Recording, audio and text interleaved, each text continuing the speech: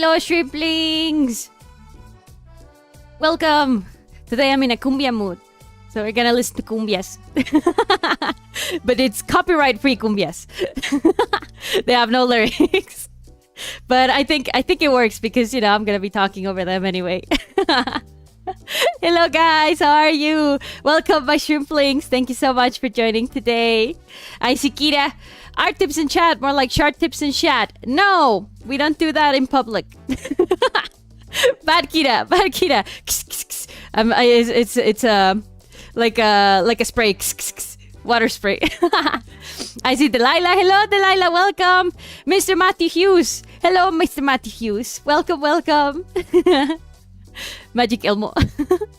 Solis, hello Solis. We actually have your beautiful Yuri art in a ponytail right here. I need to lower my music a little bit on my side.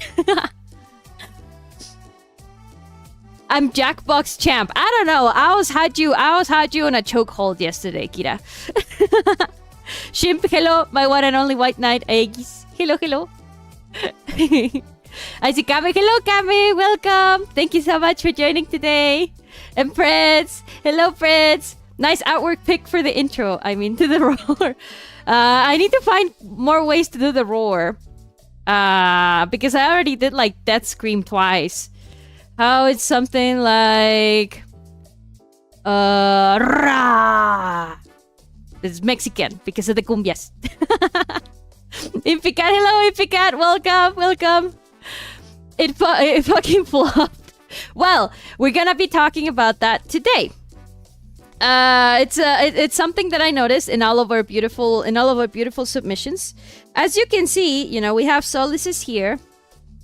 Let me put on my super glove for super Photoshop. We have Solaces here. We also have Kidas. We have Sonic's. Sonic's really cool art. He's working on a custom Magic the Gathering deck for Monica, Bendy, and Sonic, which are his favorite characters of all time. We have Roya, and we have Fumi, and we also have Kami. All of these beautiful submissions are already pretty good. You know, like, I see the message, I see what's going on. They're not badly drawn. There's nothing really that jumps out to my eye as, you know, like, what happened, right? Like, or something that I'm like, oh, this may be lacking a little bit. No, today we're gonna be talking about garnishing. A garnishing in what, like, in food, in like the, how's it called, like catering or things like that. It's a way to make dishes that already taste good just look a little better, right? It's just a little something extra that you put on right after your drawing is done. Twitter rigged. It can't be my fault, so I must blame everything else. Now, listen. This may be a little tough to hear, my little shrimplings. But now, the reason why some of your art might flop, well, quote-unquote flop, right? We've talked about not waiting for external validation on what we do, that it has to be, you know, something that we do from the heart, and a message that we want to share with the world and everyone else. Does garnishing require a flower? Not necessarily. Maybe sometimes. I have gone to a lot of restaurants where the garnish is just a little flower, but we're gonna be a little bit more varied here. So if your art doesn't do as well as you expect on social media, there's it's usually one of three things. So we have thing number one, which is oh, hello buddy, welcome.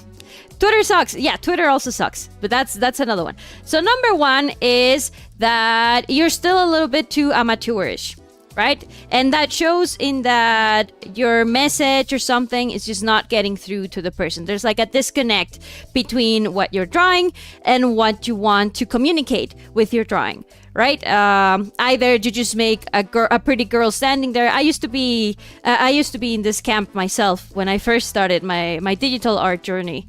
Let me show you some of my old art on Instagram. .com/Popidoru.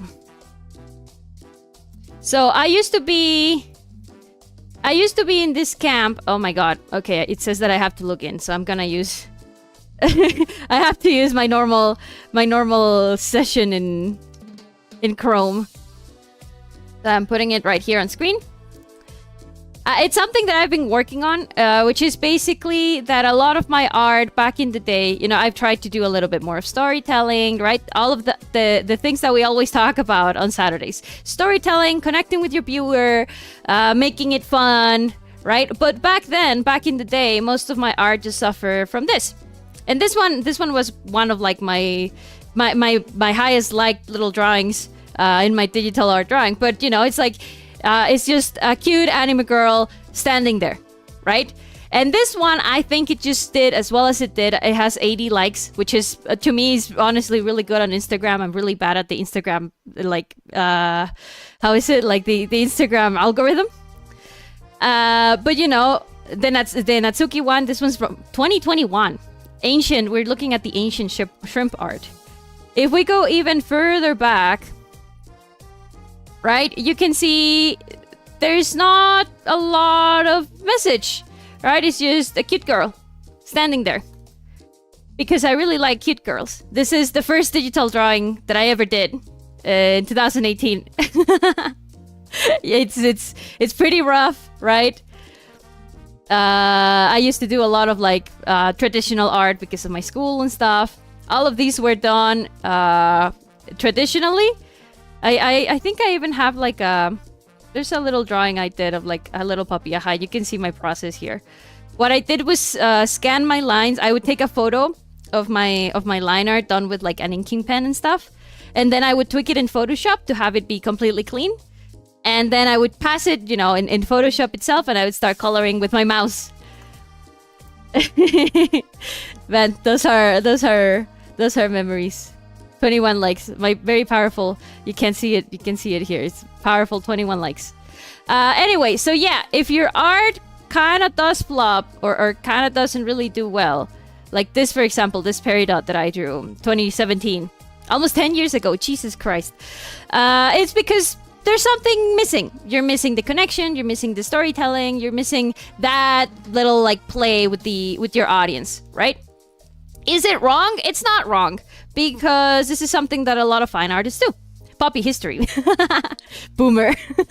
This is something that a lot of fine artists do. They literally just draw whatever they want. They draw pinup, they draw still life, they draw whatever, you know, and it's not necessarily looking to be engaging, right? It's just looking to be aesthetically pleasing, a little bit thought-provoking, right? Just like contemplative, very sweet. It's not something wrong. But if you're looking to be a social media digital artist, it's not going to get you a lot of likes. So that's number one, right? There's a disconnect between your execution and your message. Number two, it's the algorithm. It's completely the algorithm. The algorithm in social media keeps changing. 6 or 7 likes. 6 or 7 likes. The algorithm in social media is completely changing. It's ever like quote unquote so improved by AI and other things. And there's like just there's not enough time in the day, I think, for us as digital artists to care too much about learning the behind of the algorithms and stuff. Why? Because stressing out over that is gonna, in the end, affect your ability to concentrate on your digital art pieces, right? Instead of thinking, oh, I'm gonna do my best with this drawing as well, and I'm gonna think of a really cool message, and we're gonna do really cool storytelling together, you know, me and my pen and I. You're just worrying about, oh, what's trending right now? Oh, what kind of background do I need for the algorithm? Oh, what's this person doing? How do they do it, right? It's... You cannot let yourself get concerned over how the algorithm works. But it is totally a factor. Yes. Poppy, you ignored my brightness check edit in DMs. Oh, you did? I thought it was like the same. Can you send it again so I can put it in after this drawing? And then number three. Number three reason of why your art doesn't do as well as you expect on social media. It's because it's missing the garnish, which is what we're gonna be talking about today. in this era of, you know, Ivy's Paint and Procreate, and everybody has a phone, and we have people, really amazing artists, creating with the tip of the finger. At some point, doing what you do best, if you want likes, of course, if you want likes on social media and things like that, doing what you do best is not gonna be enough, sadly. Oh, hello, Eddie. Lord Trap, oh my god, I keep doxing you. Hello, Lord Trap, welcome. Motherfuckers use the pattern brush at the edge of the piece. Not necessarily that. Garnish can be anything from little details, from, you know, little, like, a little bit of texture editing. Right now, for example, the garnish that everybody's doing right now, and I'm sure you've seen it, and you've probably seen memes about it. This is a garnish. So you see where we have the shadow right here? Lots of people are doing this. They're creating, little brushes like this, and then going like this. You see? You've seen this before? And it's to add quote-unquote texture and stuff, right? You add like funny little lines in key quote-unquote places, right? Where you would have a little bit of texture. Like here, for example. That's garnish. Does it affect your drawing in any significant way? No, not really. Does it make it look really cool? It depends. It depends on how you do it, on how much you do it, right? So this is the one that's in fashion right now. Then there's also another one where in highlights you use a little bit of a screen tone. Screen tone, circle tight. Yeah. Right? Like this. A little brighter maybe. That's garnish. I do not see the vision. Said, thank you, Kira.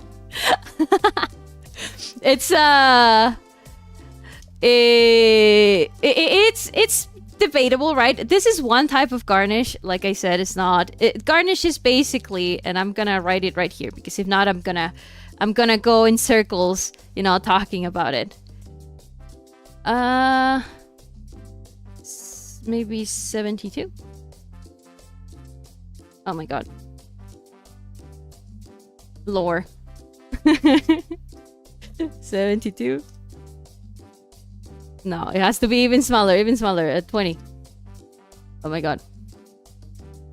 Okay, all of it, please be 30. There we go. So garnish. Oh my god. I have to select all of the lore images to delete it. Oh, hi Jose, welcome. Welcome to the chat. We're talking about what's a garnish in digital art. I'm gonna put digital art.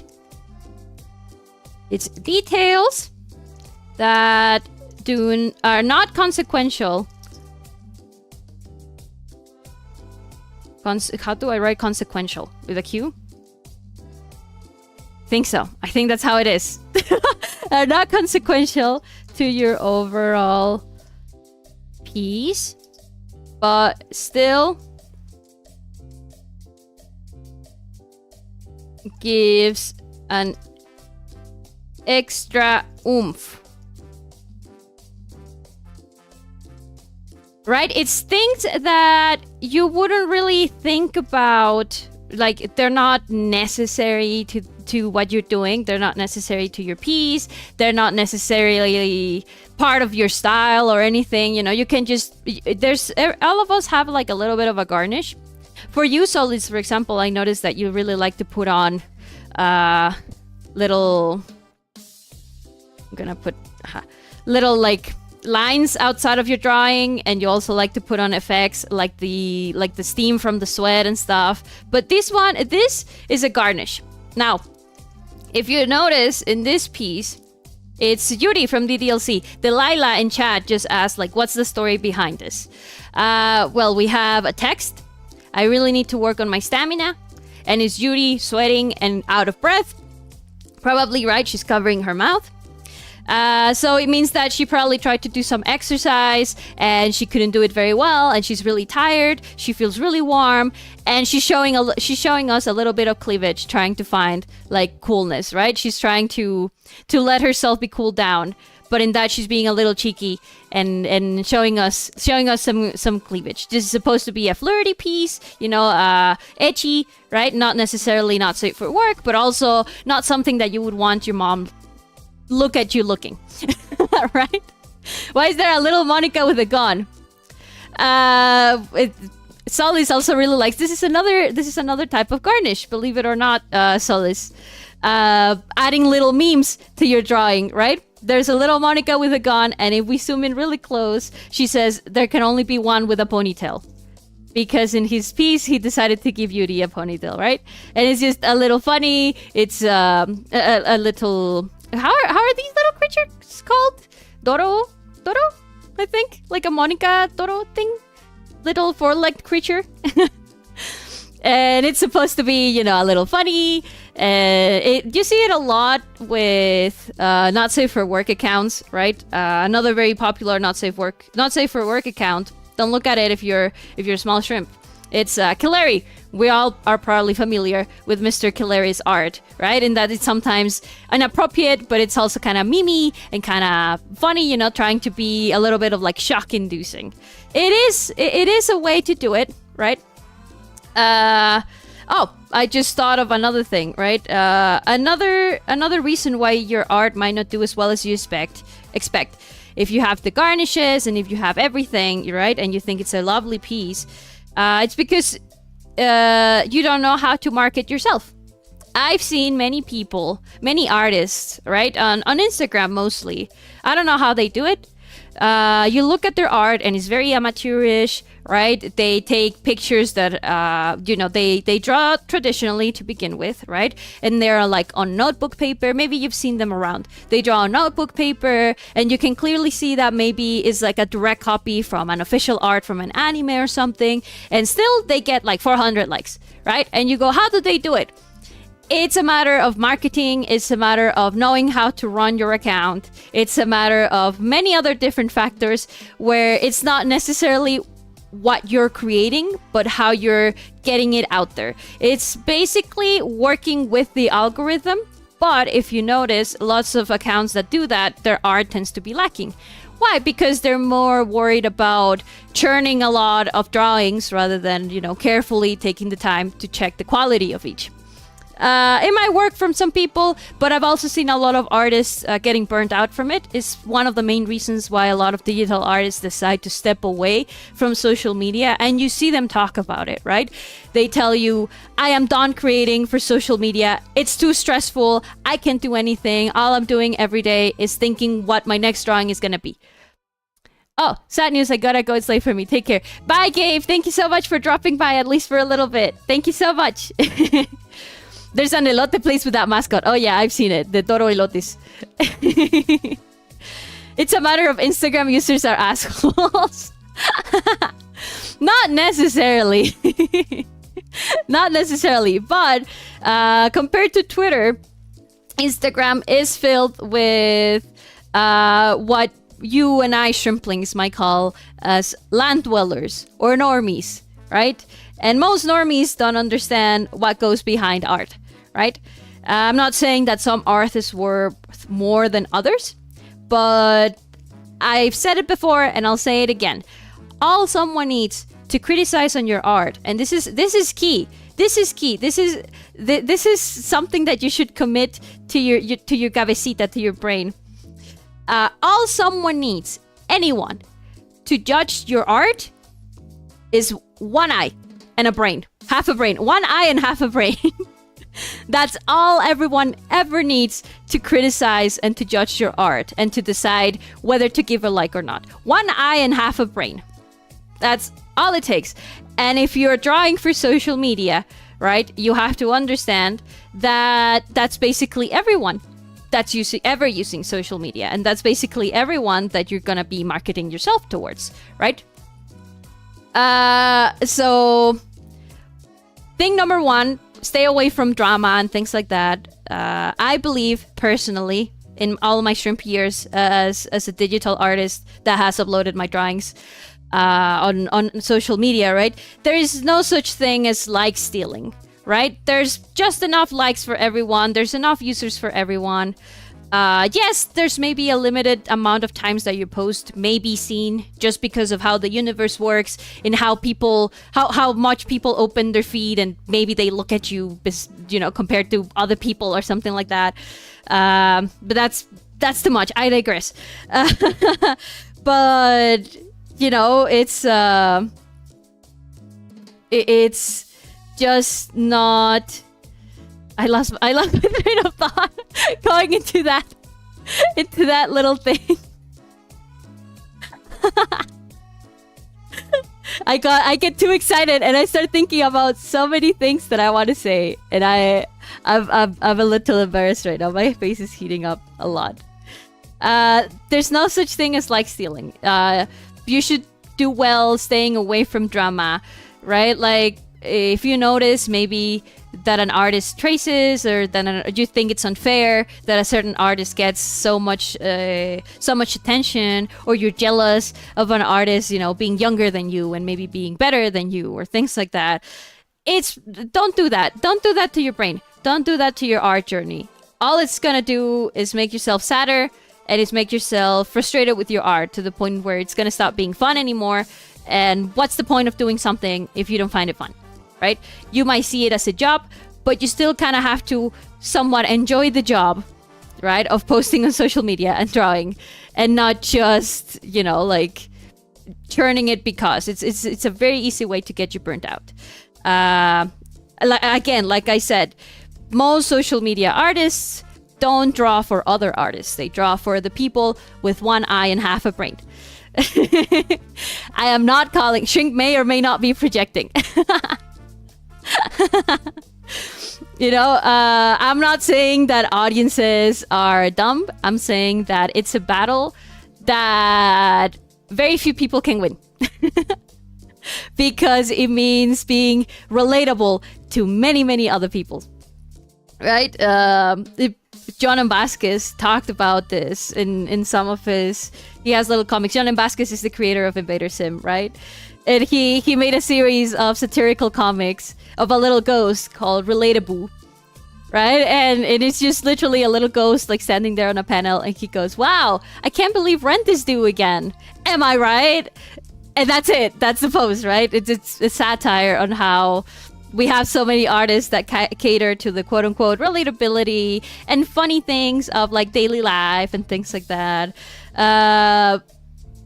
Don't lose like thinking about making your drawings more relatable or making them more generic to the masses, right? To the big audiences that you may want to reach, because at the end of the day, it might not even be what you want to do, right? You may be stuck drawing little comics or art that is just big-breasted anime girls doing sexy things. And maybe you wake up one day and you go, this is not what I want to do with my art. Maybe someday you want to do something more daring, or you want to do a very serious topic with a painting, right? And you feel like you have nowhere to post it because it feels like it's damaging to your audience or whatever, because you got to compete with all of these people that steal likes and stuff like that. Don't think like that. Don't think like that. You focus on your lane, focus on your path, stay true to yourself. And eventually, one way or another, you're gonna find your niche. 100%. One of the artists that drawing Kunst is scoring. One of the artists that I really admire that does all of this and does it really successfully, and I asked myself, how did she do it? Is Yananeru. I don't know if Yananeru's right here in the chat right now. I'm gonna gas her up. Let me look up. Yananeru. Here it is. You may be familiar with Yananeru. Basically, her art account is drawing herself with her Yume ship. In my days, we would just call it like self-ship. With Monica, right? And it's all Monica from the DLC and her own character. And she does little comics about that. And people really, really like them. This one, for example, has 14,000 likes. Her Monicas are very pretty, we see a lot of like storytelling and messaging, the messages and being funny, funny little jokes like that and stuff. But at the end of the day, she's not, you know, drawing Monica in bikini. She's not drawing her OC in bikini. Well, there she is in my bikini. Maybe I spoke too soon. But, you know, it's not necessarily what would be like not safe for work, right? And she found her niche. And people really like her art. And, you know, it's literally her own OC with Monica. She stayed true to herself. She noticed, hey, I don't feel like drawing anything else but my OC and Monica and their relationship. And people liked it. And she has 7,000 followers on social media. And she gets thousands of likes consistently, right? Across all of her posts. But she found her niche. She feels like, you know, she doesn't feel obliged to do anything else, right? So why should we? Yana is a big inspiration for me when it comes to that. Right? Stay true to yourself, true to you, what you want to do, and find your garnish. Find your garnish. So, now, back on topic, back on track. My niche is being inconsistent. That's also a niche. Yeah, believe it or not, that's a niche. Imagine the schizo DMs she gets from salty guys mad at the self-insert. That would be a really good question to ask her if she ever comes on the stream, the guest corner. Oh, what's yuhei shipping? It's basically creating an OC and shipping them with a main character in a franchise or a fictional character in general. Yuhei is from the Japanese dream. So it's like dream shipping. Like it's like your dream ship. Your dream partner, I guess, in fiction. I love drawing my friends' OC as their favorite doggies. Yeah, I've seen it. We actually have your submission right here. That's that. So, back on topic. Back on track. So Liz, this drawing I noticed I checked on Twitter before coming here today, and I did notice that it had 348 likes. I think it's a good number. Anything above 100 likes on Twitter is vanity, to my opinion. So it has 348 likes. But I know that you've had drawings before that break the 1,000 likes, and maybe you want to do that. My advice to you, because I think that your drawing is really well done, I really, really love this hand. This hand is so pretty, so expressive. I can tell that you've been practicing your hands a lot and, you know, making an effort to include them in every drawing. Like, you even drew this hand, which usually what you would have done is cut it right here, right? You've been working really, really hard. I don't think it's a technical issue. I just think maybe not for digits. I just think that maybe what you should try to do is add some garnish, you know, something a little bit different, something that elevates your drawing. You already have a really cool drawing right here, right? We can garnish it. We can make it even like better. We can add some stuff on top and see how it goes, right? And maybe it can also be part of your style after a certain point. Who knows? I think I've only ever broke 1K twice. It is quite a feat. It is quite a feat. It's not for the faint of heart. So, first of all, part of what maybe happened with this drawing, and I guess it's... I wouldn't call it garnish. I think it's a key part of the character. And I think I told you this before.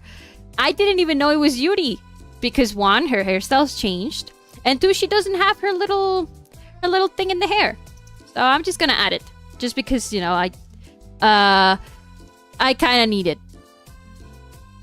When you draw a character, it's important to draw, you know, all of the details of that character so that people can know who they are. In my opinion. You can do with different hairstyle and stuff, but nothing ever does as well as the character itself on its own, like, canonical clothing.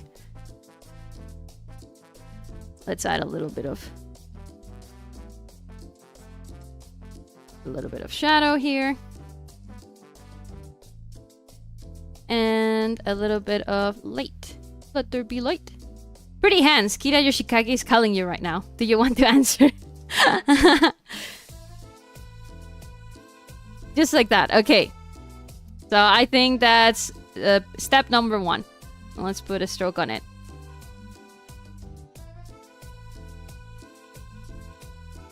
There. Step number 1. Establish that she really is Yuri. So add her funny little hair thingy, like barrette. I'm Kira Yoshikage, pick up to me. Generic purple hair schoolgirl. Yeah, it's literally what differentiates a lot of anime girls. It's just little details like that. And now, we've talked about other types of garnish. You could add the texture on the skin. I personally don't really like it. I am not a big fan of doing it like this. I think it's supposed to be something like this. Oh, what's up with the music? Just stop completely. Oh, it's because the playlist ran out. Okay. Let's put another playlist. Yeah, this one. It's a mix of everything. The clip looks like chocolate, but it's purple. You could do this thing with adding a little bit of texture, but again, you know, I'm not really a big fan of it. Another type of garnish would be burying the hue of your art on your shadows, right? For this, it's a little bit complicated. You have to add a black and white layer. You can do this by filling up with white and then setting that layer's color mode to color. You can see your values right here. Right out of the bat, I can see that maybe this part kind of gets together too much. Like if we zoom out, I would make this part of the hair, like the values, a little lighter. And when I'm doing that for a bounce light, what I'm gonna do is vary the hue. Now, the hue is basically the little bar at the right of your color, like wheel, or your color, what, like, what's this called? Color gradient? Or color map. I think it's color map, right? This is the hue. This is the hue. This is the brightness, up and down, and the saturation is left to right. So what we're gonna do is try to change only the hue. We have purple right here, right? And we're gonna do a lighter kind. And let's shift the hue a little bit. We can go to the violets or we can go to the blues. I think I wanna go to the violets. Something like this, just to add a little bit of variancy, right? And you can go in with a soft brush, right? And we airbrushing it. I think it's now mixing a little bit too much with the background, so I'm gonna change it to a blue instead. Lighter blue. Something like that. And we put the blending mode to something like screen, I think. And we lowered the opacity a little. Just ever so slightly, you know, shifting the hue a little bit. Ideally, you would do this inside of your line art, but your line art should also change a little bit of color, right? Because since it's further back from your character, this is all values, it becomes a little bit lighter. It's how it works in backgrounds. We've talked about this before in other streams, right? The things of your values, things that are closer to the camera are darker, and things that are furthest from the camera are lighter.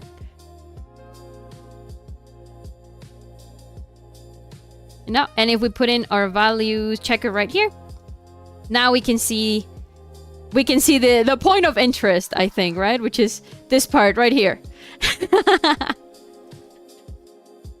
What painting app do you use? Yeah, I use Adobe Photoshop. I thought it was Ivy's Paint. No, Ivy's Paint, I think it's mobile. This is on the computer. Grape flavored chocolate. Now, if we zoom out, you know, we can immediately see the point of contention, the point of that's calling for attention. And that's just one type of garnish, right? Adding a little bit of color variation on the back. And you can also do it as a bounce light on other parts of your drawing. Right? Again, we've talked about bounce light. It's basically the light that bounces off of the environment. Let's erase a little bit of the things that come, the amount that comes out from here. I think for the bounce light, we want the separate layer. Layer, new layer, via cut. I like using purple as a bounce light, but you can also use another thing. Color variation, hue variation. Let's change the background. The background clashes too much with all of the colors that we have. You basically have a color palette of red. Let's color pick them. Of a very desaturated red. Right? And we have this very intense purple for the hair. We have this kind of gray for the shorts. And the skin color. Right? If you notice, it kind of goes to... It's a little bit disordered in the sense that it's not like on a scale for it to be monochromatic, so it looks a little bit weird when it's just, I feel like the background being all purple, just like the hair, kind of hides the character instead of making her pop, you know? It just blends too much with Yuri. Which I understand, you know, she's supposed to be like purple, and purple is her main color. But she already has a lot of purple in her eyes, in all of her hair, right? It's basically the big part of the drawing. But putting her against this purple background makes her blend way too much. So we either have to make the background red, like the rest of her shorts.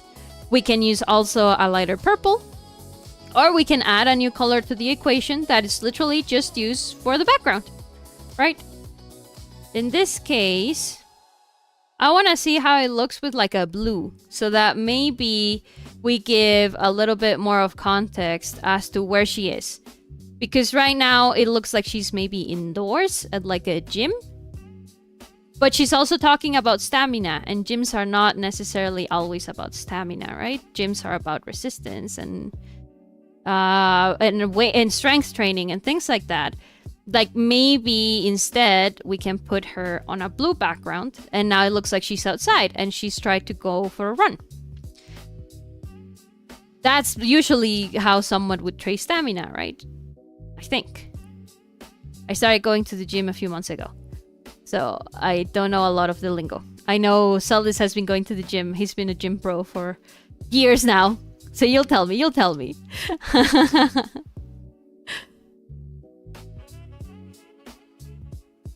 It says, do you have a catchphrase? Not really. Maybe someday. I feel like a catchphrase is something someone has to earn. Surely.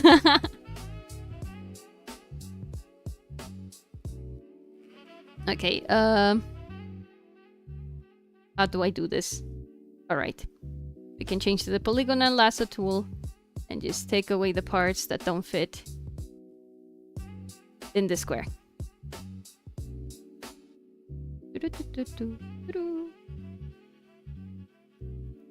Just like this. And here too. There you go. Now it's blue. On the back. Sorry, Dora Monica. You say it's shrimping time and butcher your posture. It's Morbin time, shrimplings.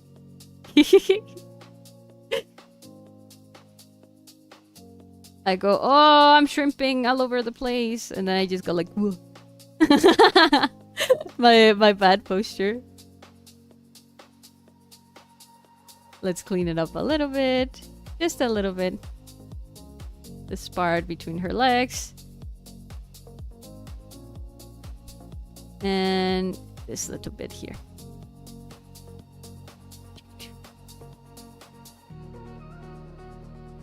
Choosing your background is also a type of garnish. The fact that you decided to add a little bit of screen tone, right?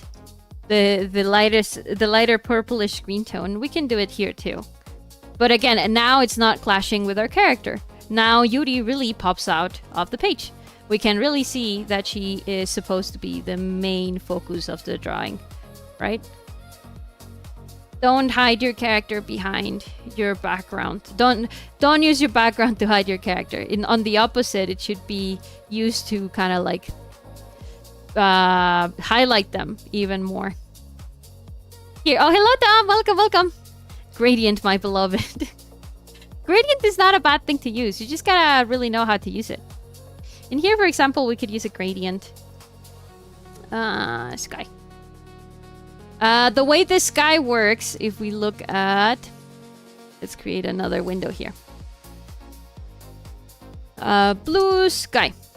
The way the sky works in the middle of the day is that it goes from a really, really deep, like cyan or light blue, to very, very like white. You can see it here. You can see it here, right? It even goes to like yellow, but I think this is a dawn. It depends on the time of day that you want, but it's usually like that. We have a really deep, like light blue, and then a whitish thing. So let's start with the deep light blue. It's like a very pretty color, right? And then we start working our sky thing. I like to do just this, right? You just add like a very lighter square, and then you just go to filter, blur, Gaussian blur, and you just amp it up to however you can. Oh, we had transparency locked. Again, blur, Gaussian blur, and you start to blur it.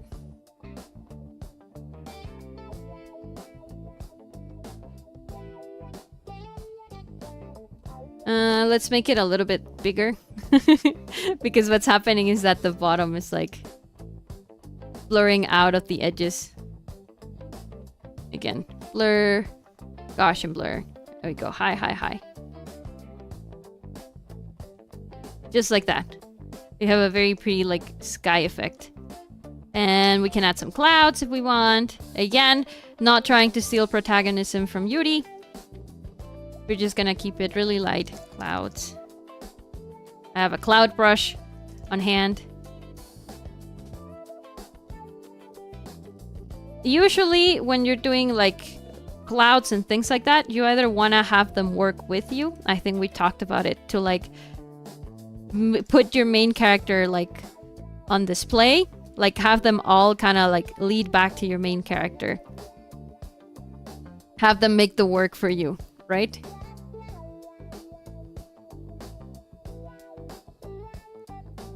Sorta, kinda. And they're all kinda, if you notice, we're making it so they're going towards her. Towards her face, which are the eyes of the soul.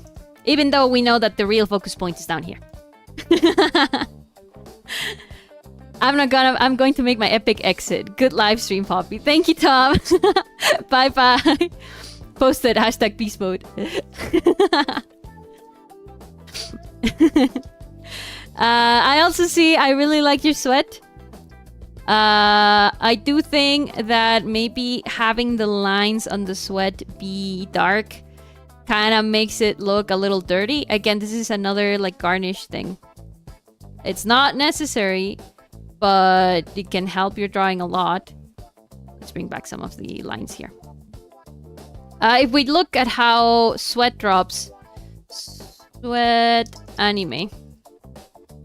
Of how sweat drops look in anime, right? Most of the time it's just white, all white, and you have a little shadow at the bottom. Unless, you know, you're like an animated anime. And then, yeah, you kind of have to do it like this. This is another one, right? Again, it's all white, all white, all white. We don't have any dark lines. This is supposed to be like a sketchy form, so, you know, we pass. And like I said, it's just, that's what a garnish is. It's not something that you have to do. It's something that you can do if you want. And see if it changes anything. Another one where it's just white. Another one where it's just white, right? This one, for example, I really like. This is also garnish. Check out how the sweat drops are not just white. They have the actual reflection of her in the... It's like a little bit of extra detail that you don't have to put on, but if you put on, it really makes the piece really good. And I think this look is kind of something like what you wanted, right? Sully's having her look extremely exhausted. In this drawing, the girl is happy, but in Yuri's drawing is gonna be, you know, she's gonna be a little sad about being exhausted. Let's see how they do. They do have some chromatic aberration in all of their drawings, so, you know, we can avoid all that. We can skip all that. But if we notice, it's just all white edges with highlights. And if they get close to the skin, we have shadow. In here, for example, we have all shadow because of the way sweat works. When it's on the skin, it just kind of looks like, you know, it projects shadow. So we can do something like that rather than the dark lines that we have here. Again, this is all just garnish. Not something that you need to do, something that you might want to try to elevate your drawing and give it that something extra, right? So first, let's go to all of the sweat drops. Well, I think we can draw over them. Gonna be okay.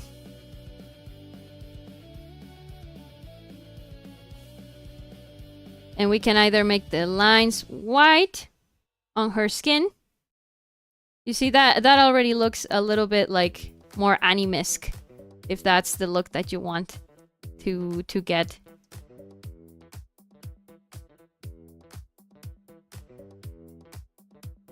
And again.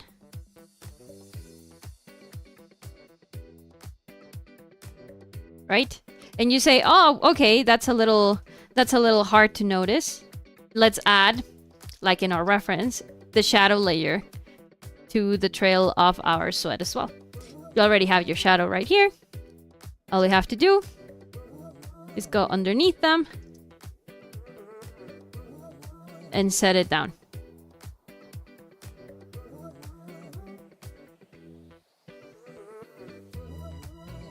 Now, another thing that we notice here. Notice how the trails are not just, you know, one line. They kind of like break up like this because of how liquid works. So let's try doing something like that as well. To show that they really come from high above, right? And they're trailing down her body. And since we covered the original little highlights, we just add the highlights again.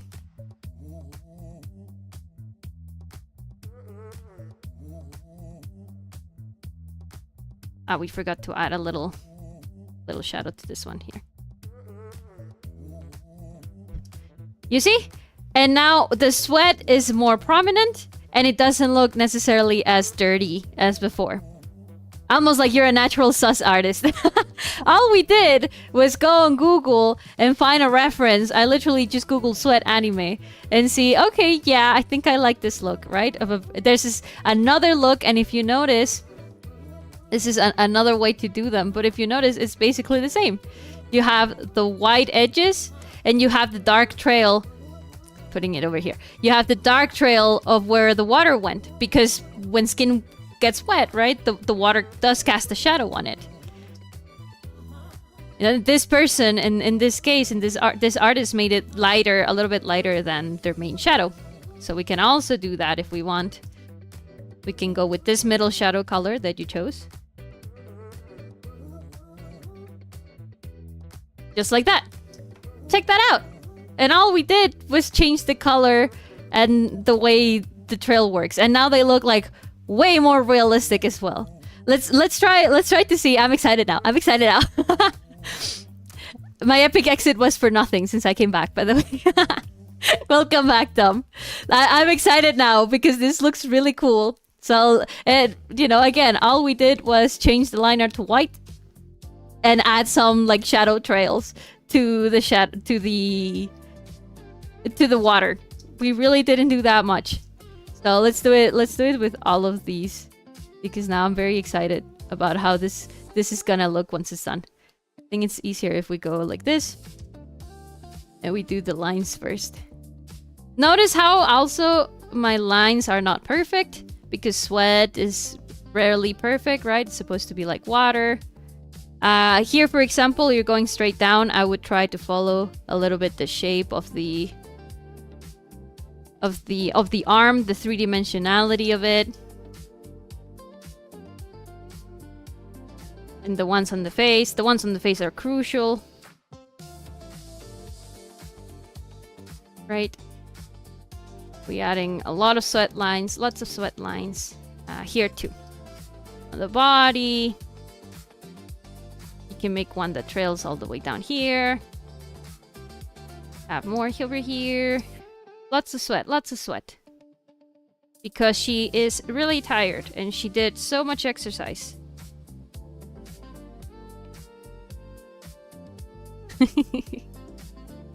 Almost like you're a natural sus artist. I'm not. All you need is to look for a reference. Is always fun because you can start finding garnishes of other people and you can adopt them into your own. That's when that's what they mean when they say that you gotta steal things that you like for your own art style. You notice how other art styles do details that you might like, and you just try to apply it to your drawing. Again, we're adding the shadow, the projected shadow of the sweat. And this one, let's cover this one. That's all we're doing that's all we're doing at the moment. Just adding that projected shadow of the sweat from the inside. You know, and we keep in mind again that water's not perfect, so it's gonna have like some funny little ripples and stuff. In here, for example, our shadow color is like way too similar to this one, so let's grab this darker shadow that you have here. Again, there we go at it. This would be the garnish of your piece, Solace. Looking for a way to make the sweat drops kind of like pop out a bit more, right? Because it's a very important part of the drawing.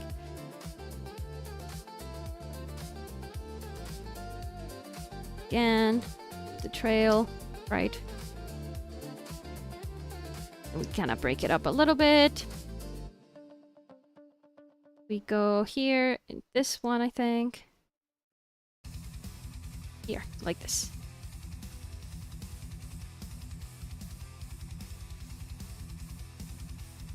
Says, okay, time for my epic exit again. I'm going to explode and fly into space.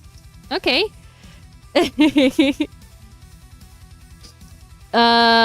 My pieces will scatter across space and time, making me part of the universe. Have a great stream, Poppy. Again. Bye, Tom, again. Why aren't you an art fight? It's too much commitment. I'm already struggling with my Natsuri fan sign submission. So I don't need more commitment at the moment. I'm also, and I wanted to talk to you Shrimps a little bit later about it. I'm gonna be on holiday. And this one was fine. I'm gonna be on holiday for the week of the 8th till the 15th.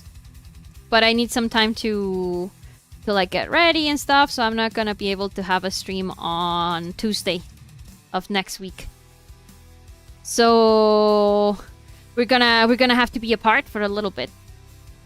I'm not gonna be close to my computer, so I can't stream, sadly. Maybe after the day that I do a face reveal, we can have some other streams together.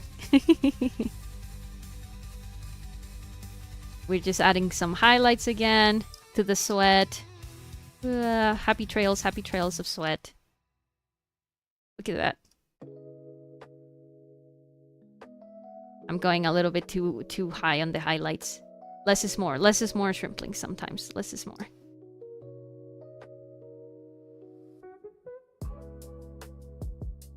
You also add some highlights on the trails.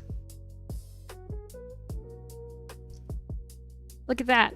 Wow! It looks really sweaty now.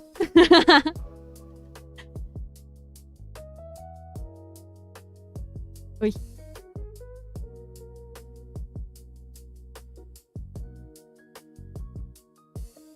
More highlights, more highlights. I think I've seen your face, Poppy, a long time ago. Yeah, I'm not really secretive about it. I posted it before on my Twitter and stuff. I've since deleted it, you know, to keep the mystery. I want you Shrimplings to look at me once I already have my full like real life cosplay, because yes, this is how I look in real life. I just need some new clothes. I'm working on it. I think it'd be fun.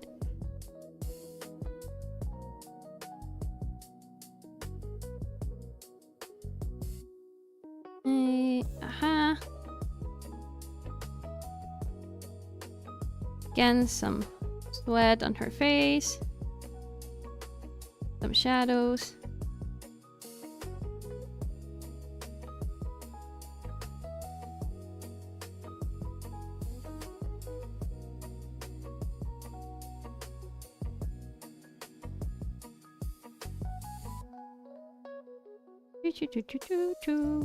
Okay, that one's fine.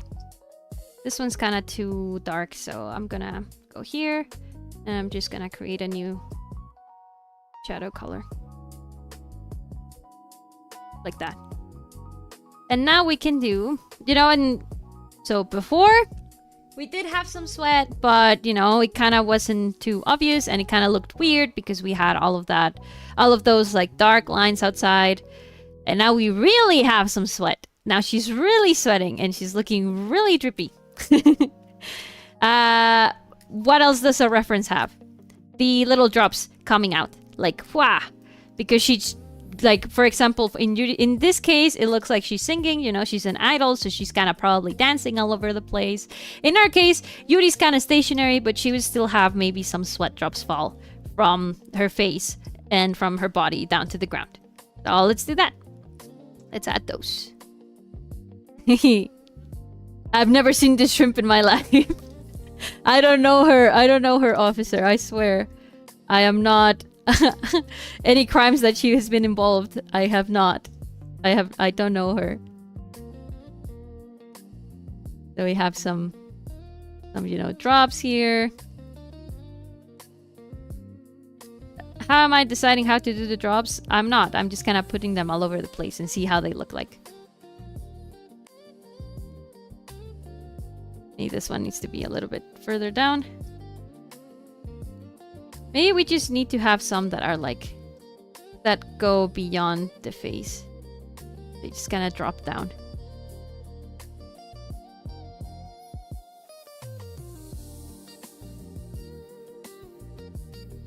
But this one's kind of too similar to the other one, so yeah, let's just make it smaller. Or in another spot instead. Around here. Here too, for example, you could have some sweat drops here.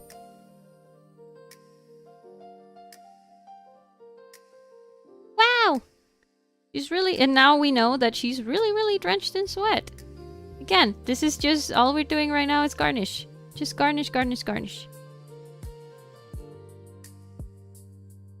Maybe we could even add another one around here. Or around here. Nah.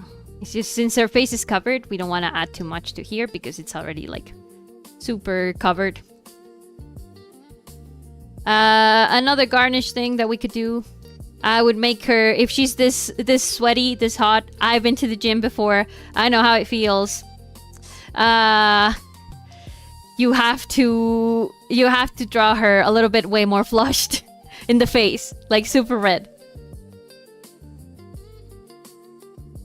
After you come back on the 16th, your next Arctic picnic can be with Abe. We already have all of the picnics scheduled. I already have all of the guests scheduled all the way to October. So maybe we can think something for after. Poppy's gonna do this garnish for mine, but with blood. Oh, with yours is something really interesting and somewhat different. You'll see, you'll see. So yeah, another garnish I would add her is to be more flushed. When you're struggling like this at the gym, your entire face goes red.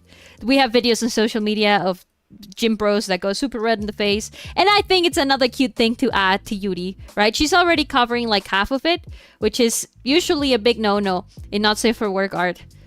Or flirty, edgy art, right? Because the draw is the face of the cute girl that you're looking at. But let's just draw her flushed and see how it looks. I don't usually like to use an airbrush. I used to use a lot of airbrush for the blush, but what I noticed is that it looked pretty like wishy-washy. Like it just wasn't established enough, right? You can do this and you can put it in, not hard light, probably something like darker color, kind of do it like this. But I felt like it kind of didn't look that, just, you know, that... Oh, let's actually put the background of the eye drops on like multiply. Yeah. Ooh, okay. Yeah, that looks great. It doesn't look that structured. What you can do is probably just use the airbrush and then you can go with a low opacity brush. And kinda just... structure the blush a bit more. You know, give it a little bit of like hard edges in some parts. I feel like it looks better than just going completely soft airbrush, in my opinion. We can add a little bit of color variation. Right, maybe it's like a little darker at the top of the cheeks.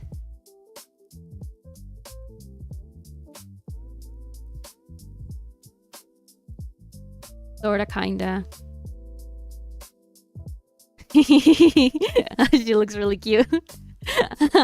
Not for anything, but I think she's looking really cute. Then on this side, in my case, I will make most of the drawings cute because that's what I like. Decide what kind of drawing you want to create, like the mood that you want it to give. Is Yuri, despite being, you know, super flushed, is she also into it, or is she teasing you or something like that? I think right now she's just supposed to be very frustrated that she couldn't maybe keep up with you, with the viewer. I'm almost home, hell yeah, Kira! It depends, I guess, on what kind of story, of turn you want to give this drawing, Solis. And I'm also a big fan of the blush lines. For the blush lines, so that they're not that invasive, I go to the darkest part of the blush. I kind of do a little bit darker color, shift luminosity and saturation, and shift hue a little bit. And then just go in with a brush. Think of 5. Let's see. Yeah, And then just, I drop the flow to like 33 or something like that.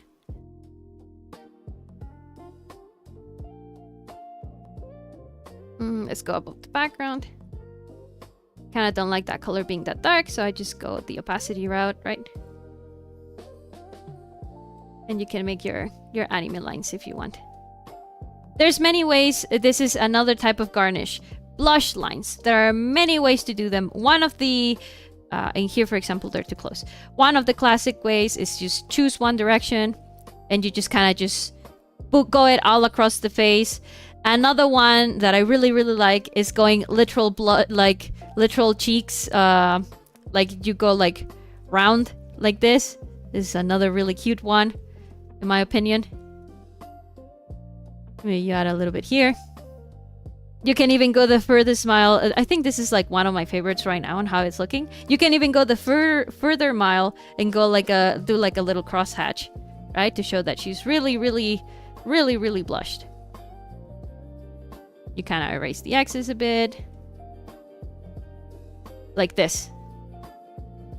And it looks really different. It gives it a really different feeling from this, right? This one is kind of like a little bit more low-key and a little bit like fun. And this is another kind to like show that she's really, really worked up and she's really, really like super blushed. I think I like this one for your drawing. Another one that you can do is something really low-key. Some artists just draw like a little line, like in Pokemon and stuff, just like that, right? To show that she's that she's just a little blushed, just giving a little bit something extra. But in my opinion, like looking at all of these, we have this one, we have this one, and we have this one. I think I really like this one more. This is like my favorite kind of blush. And like I said, a lot of artists will do it different ways. In here, for example, this artist is using the little hatch to one direction. In this one, we don't even have blush lines. It's just light blush. In this one, we have lines in one direction. This one, we have tiny lines in one direction. More tiny lines. In this one, we just have the blush like an airbrush. Let me do this smaller so that the chat doesn't cover it too much. If we put anime blush. The most popular one is going to be the ones of lines in one direction. But like I've said, there's different kinds. In this one, for example, it looks like the one that we're doing right now, which is like cross-hatching. What am I doing?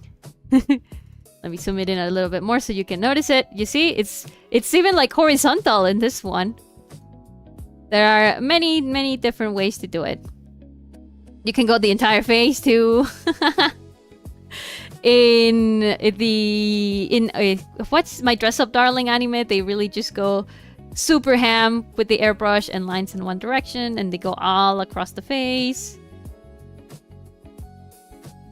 I'm watching this anime, Nagatoro as well, right? I'm watching this anime called Medalist. And they have a character whose face, she's a brown skin. And her face always has the hatched look. Because, you know, it would be like even darker than a light blush. Right? The fact that she's like super, super cold. Medalist. Oh, I forgot her name. Where is she? Medalist characters. It's this girl. But I don't remember. Medalist wiki. And I'll look for a picture and I'll send it to you. Because I completely blanked on her name. They all have... Do you know how animes, sport animes in general, like just drop the full name of the character? And you just kind of have no time to like eat it. It's a really cute anime. I recommend it. I recommend it if you like sports anime. Yeah, in the end, I think I really like this hatched look for Yuri. And we didn't really do much, right? Let's bring the text back. I really need to work on my stamina.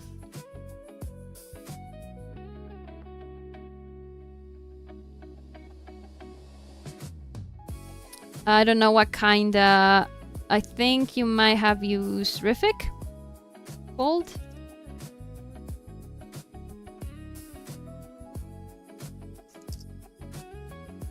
Because that's the DDLC font. I really need to work on my stamina. Let's make it a little bigger at 25. No, that's too big. 24? Wait. Not 200. 24. No. So it is a 20.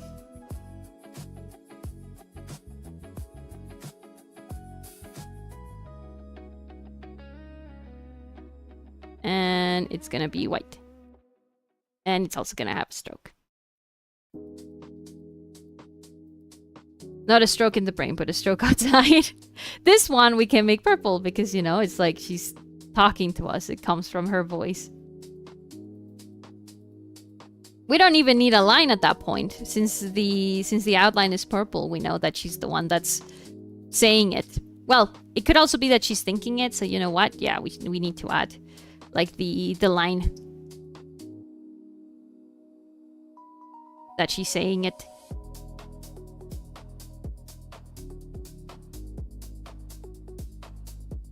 This, and then this one, like this. And we add the stroke.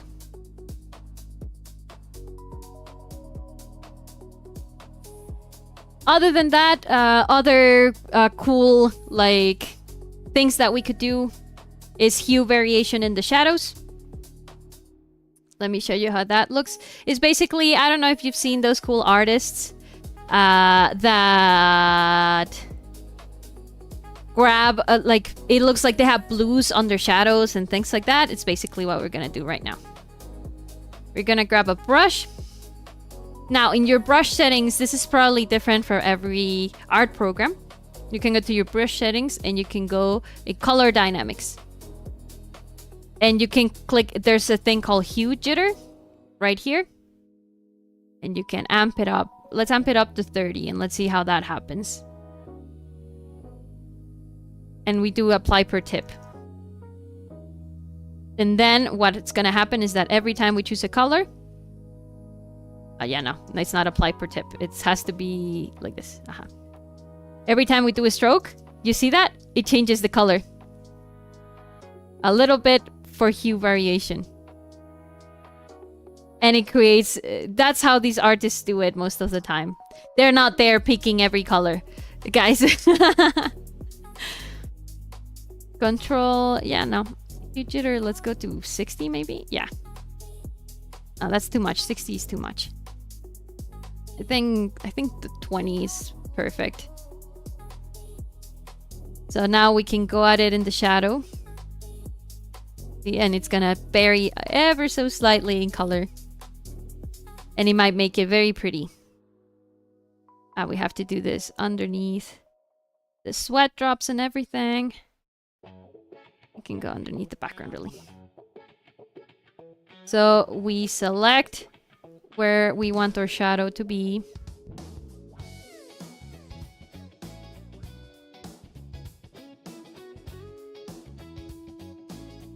And we just grab our cool hue jitter brush.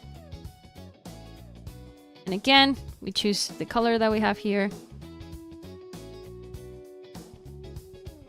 This one went too much to the yellows. I think I don't like it. Let's just do it in the darker parts of the shadow.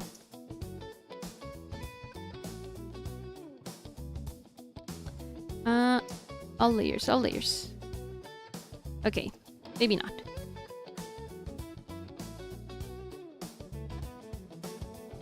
So let's go and we pick the color. Go a little bit more saturated.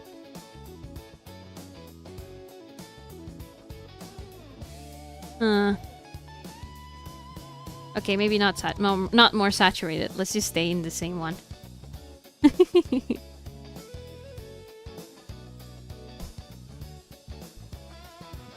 Just like that. And it kind of just makes it really different. Let's add a little bit of this purple that we have here. Because it's our bounce light. Sorta, kinda. It's a lot of fidgeting with the tool. Right now, all we did was like go at it super fast. We choose again our darkest part of the shadow. We color, drop it. Maybe let's change the hue jitter to something like 15. Let's see what happens. And we just go.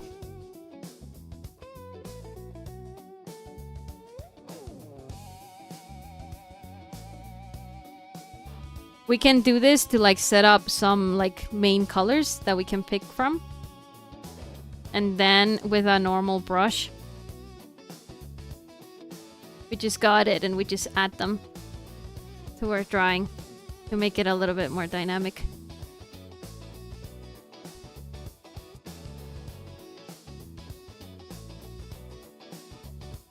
And here, for example, we're kind of hiding the middle of the boobs here, of the cleavage. And this is before and after. Before and after. Before and after. You know, I, the beholder, choose if this is what you actually like or not. I'm still experimenting with it. I want to experiment it more. This is such a cool option I didn't know existed. In the meantime, I'm over here changing colors manually. It's good to do it manually because then you don't depend too much on the tool, right? But if you notice, the cool thing that the tool does is that if we turn this one right here, our black and white layer, it almost varies nothing in the value, in the hue. So that's a cool thing, a cool reason of why to do it with the tool. We turn it off and we see all of the cool, pretty colors, right? That's like the hardest part. Yeah, I think this would be pretty much all that I would do for this drawing. Again, it was just garnishes, really. Just little details that we can change. Let's see how we did. So this is the before Yuri. So this is the before. And this is our after. Before. And after.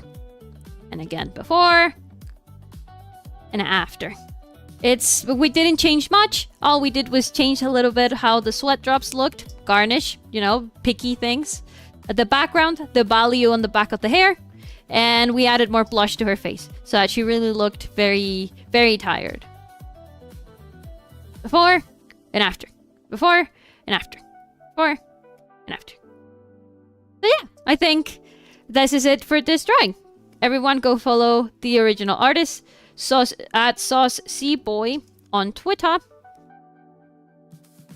If you haven't following him, at sauceboy on Twitter. And I don't know if you have Instagram too, Solis. I think you don't. Sauceboy. But yeah, really good drawing. We didn't really change anything anatomy-wise. All we did was just nitpick a little bit of things to push the message further. I don't because the normies are there. Just like that. Again, really nitpicky stuff. We didn't change your anatomy. We didn't change your face. All we did was push some of the details a little bit more. And that was it. Thank you so much for your submission, Solis. Thank you so much for trusting me to have a hand at it. Let's see the next one. Solis. Now, Kira resent me their drawing.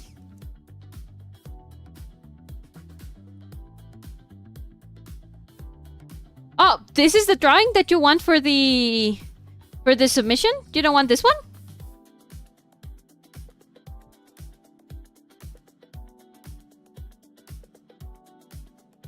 This drawing is done. This drawing or the other drawing that we're gonna be sent. Depends on what Kira says. No? Ah, okay. Ah, you just wanted to show me that. Ah. I want the OG. Okay.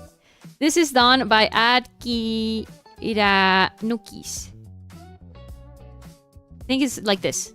Or Gruby Kira, I think it's your username. Well, your name. Ruby Kira. Thank you so much, Kira, for your submission. This is their OC Ash. It kind of looks like zombie-like, or maybe she just went on like a cool fight. She did lose a little bit of her finger right here. I really like the VHS effect. You can really see it. When you zoom it out, it's kind of not visible. You could maybe like, again, a little bit of garnish is something like what I did with my Natsuki drawing of a little bit ago. You can add the scan lines of like a screen to make it look more VHS-like. But it looks really, really cool. Really, really textured when you zoom in. Ash looks very cool. Oh, yeah. Honestly, when I first saw that, I thought the white part of the hair was her forehead. Is that a robot? She's not a robot. She is like a raccoon lady. A cool raccoon lady, all ripped with like muscles and stuff.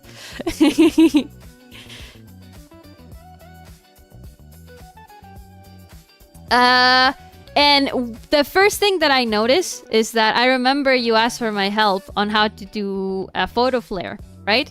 And we looked for camera flare. And flare. And we looked at a lot of reference images together, right? Ah, I think you actually used this one. Just like this one, but like with the... You used it as a reference. I can see the big bubble, small bubble, shine, and then other little bubbles. Ah, she's human. She's just really adorable. Now, what's going on with your reference versus what you did? Notice how you did keep the hard edges here. Reference, but I did it by hand. Really good.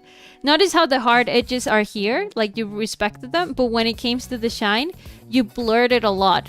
And what that's gonna cause is that it kind of looks like it's fighting with your piece. It does not really look like a shine of light. If you notice here in the reference, we have parts of the light that look really solid. Let me open image. We have parts of the light that look really solid and others that look really transparent, right? We have this part, which is like the brightest part of the light, and then all of the other ones, this one's less transparent than this one, and so on, but you make them all the same transparency. Ash is, I think, 23 years old, I think. So that's what's causing this effect of, like, when we zoom out, it looks like a symbol or like a watermark instead of a light. Like, you really have to respect the way the light works in like physics, right? The solidness of it, and when to have it really solid and when to have it really transparent. So let's do that. First of all, let's try to get rid of the original flare. Let's duplicate Kira. And let's go at it with the original colors. Just trying to remove the flare. Or you know what? Let's just draw on top and let's just make the parts like more solid, like how I had said before. Because this opacity is not wrong. It's just we just need really stronger light parts, right? You have this part. I also see that it looks like you put it on a blending mode.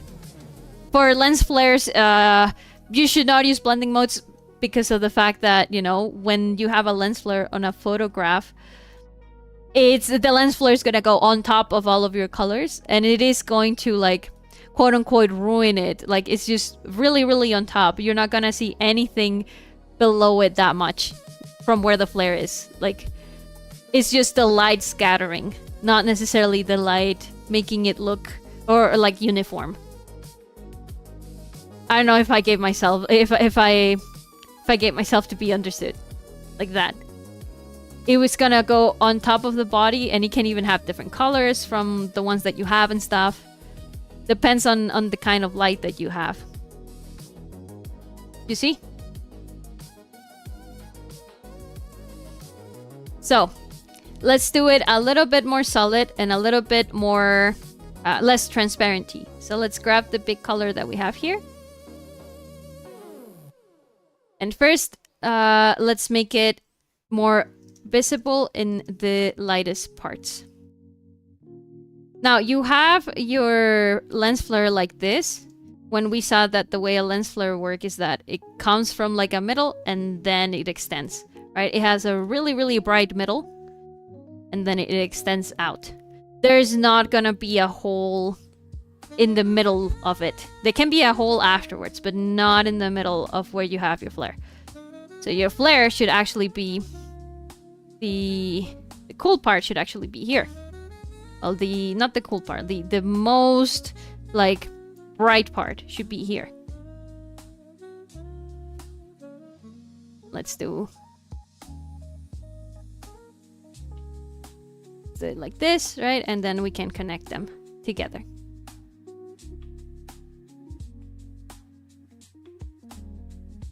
I'm using a brush with transparency. That's why it's not working very well. There we go.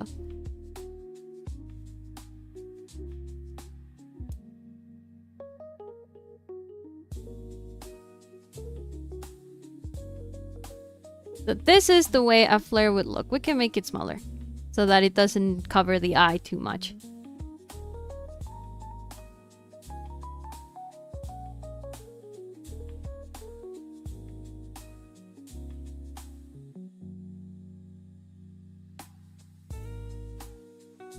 Just extending these parts here.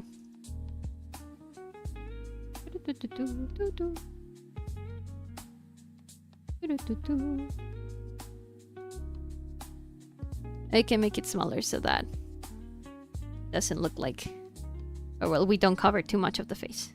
Now, after we have this really strong shine, right? Oh, we need way more lights on the outside.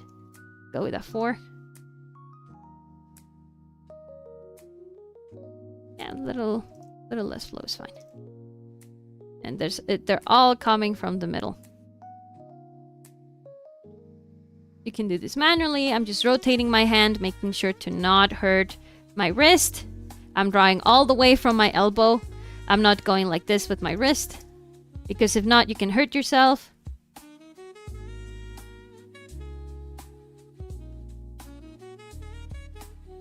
this.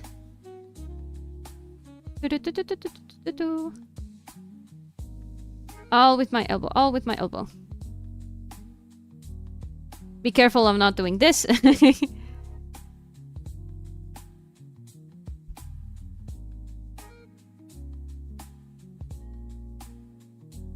And what they also have is like a shine around the, well, like a glow. This is our main thing, and let's add a little bit of a glow around them, around it.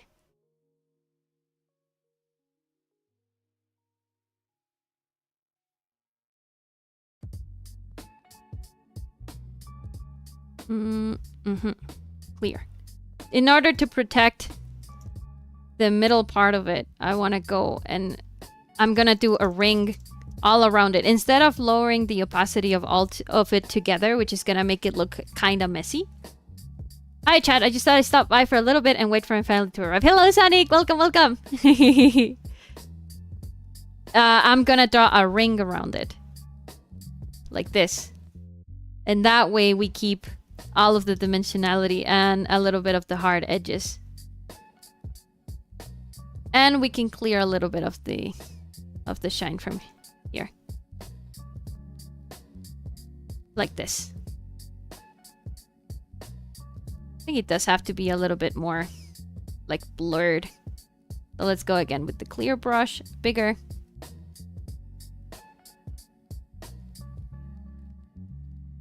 I kind of erase it, and we're also gonna put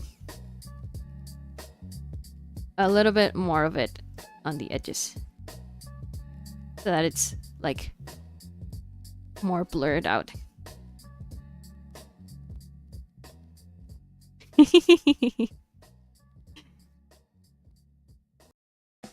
Let's make it smaller, right? We can even do it over here to not cover all of like the eyes. I kept the intense shine off because I like showing her unique eyes. When she gets injured, she hits harder. Ah, I see, I see.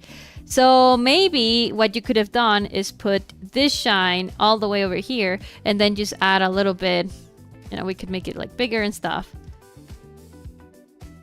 And then you could just put on like the other circles around here to not cover her face. Because that's what's gonna happen if you put this type of garnish too close to the face. It might get in the way of your drawing. Right? And we can make it smaller. But it's still gonna be in the way. And that's what's happening, you know, with all of this here. It's kind of like muddying your picture a little bit.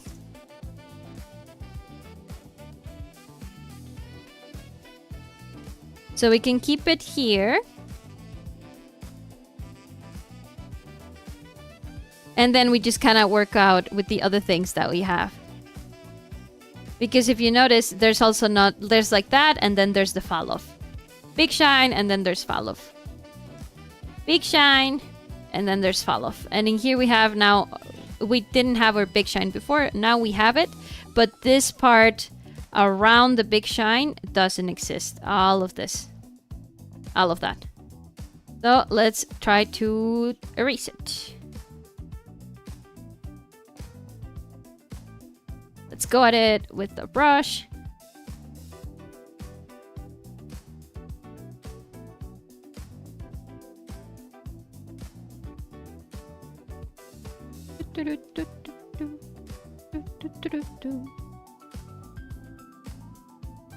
I'm just going again really fast.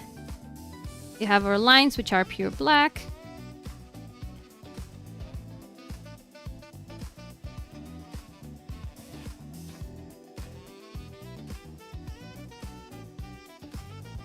Because, funny enough, you trying to do the fall off not directly on the eye is gonna make it...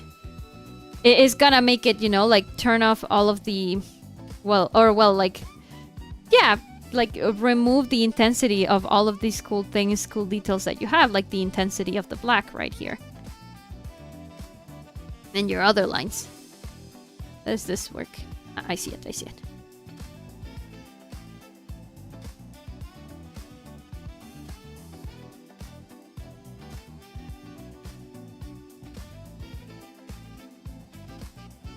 we're just redrawing your lines so that they're back to their original color. Getting rid of this light that is like right here in the middle.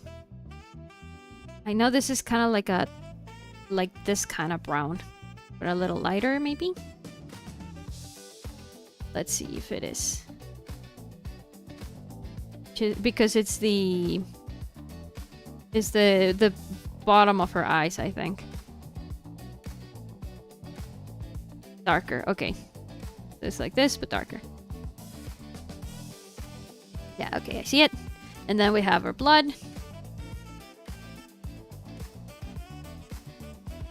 Let's redraw our blood, and in a little bit we're going to put the color again on the lines.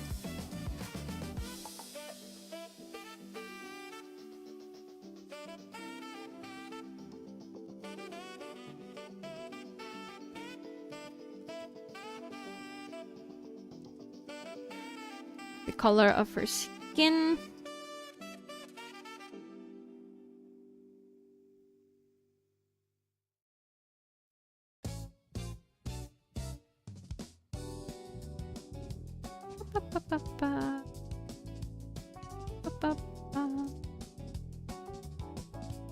Ah.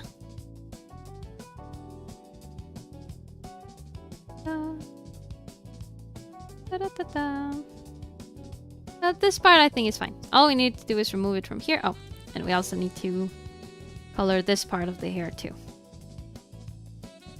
Around here.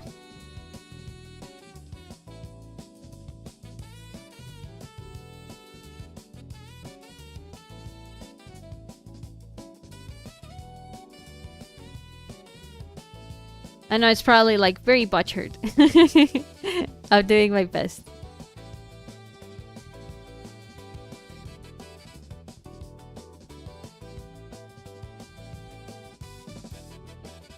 Now for the circles, I think you use the circle tool.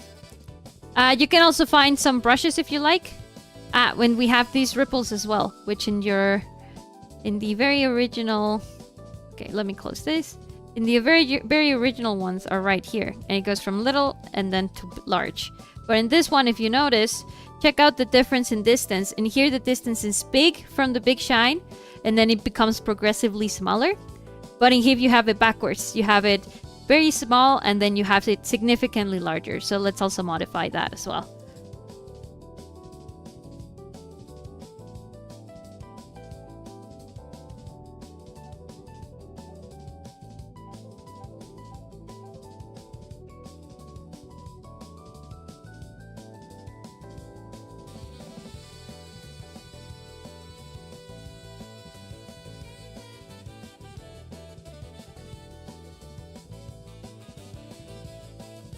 Painting this part here.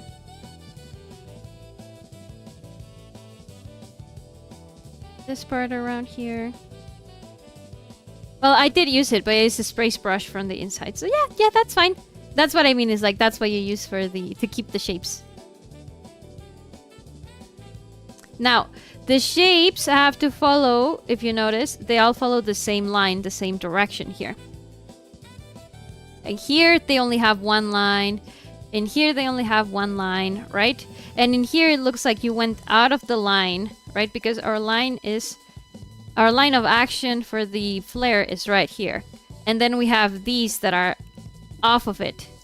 That this wouldn't really happen. All of this here. We just need what's in the line for the flare. In what do you mean? Check here how all of the flares, all of the follow follows the same like line of direction. It's all in one line. This one's more like camera bloom, like blur. It's a kind of lens blur. But in this one, for example, they all follow the same line. They all are stuck through the middle because of that line. Oh, I was talking to the Layla. Sorry. That's what I mean by it. So let's fix that as well. Let's change that out.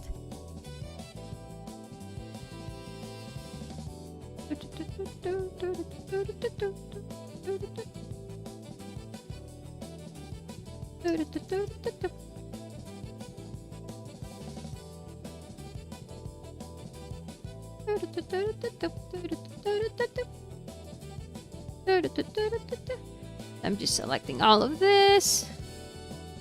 And I know that it's gonna have to be black in a little bit. Well, all of the other parts. Here we also have some blood. And let's go with the super dark black for all of these parts here. Here. Here. For the hair, right?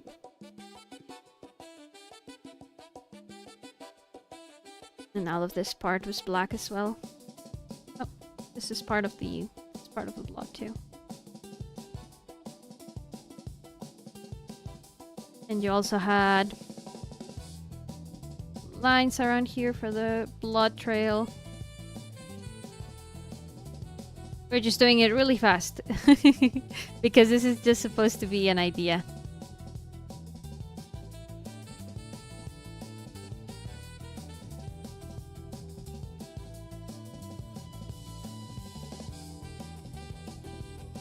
And all of this part too.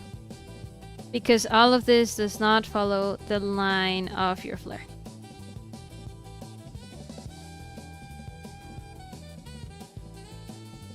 Oh.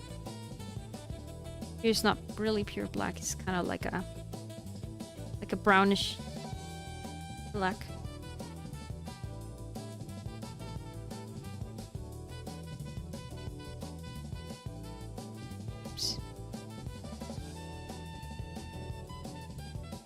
This shadow was right here.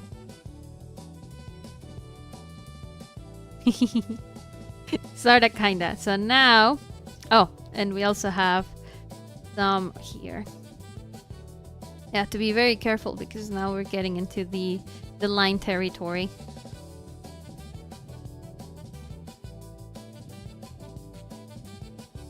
We do our very bright line, which again has to be the same brightness. Well, in this one, there is no line, actually. I guess it depends on what kind of layer you want it. But if we go to the one that you chose, we do have to do a very bright line that tapers off in light as it gets further away from the center. Let's do that. I'm just gonna do a line here. Like this.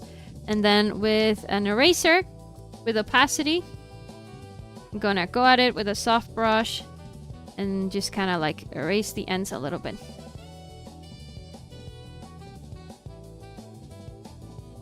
And we put it right in the middle.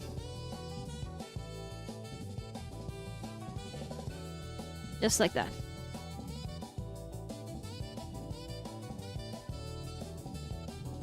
It'd be something like this. If you notice, your upper spheres don't follow the line. If we go by what the bottom spheres are doing, like the middle, the top ones don't follow the middle. So you should also move them as well. I think we can do it like this if we put it a little bit lower. A little bit, but this further sphere still doesn't really quite line up. And we would have to move this shine a little bit lower around here, like right at the middle of the eye.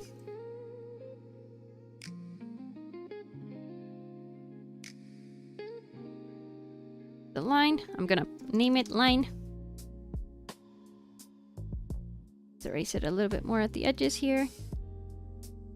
And it has to be a little larger too, reaching all the ends of the circles.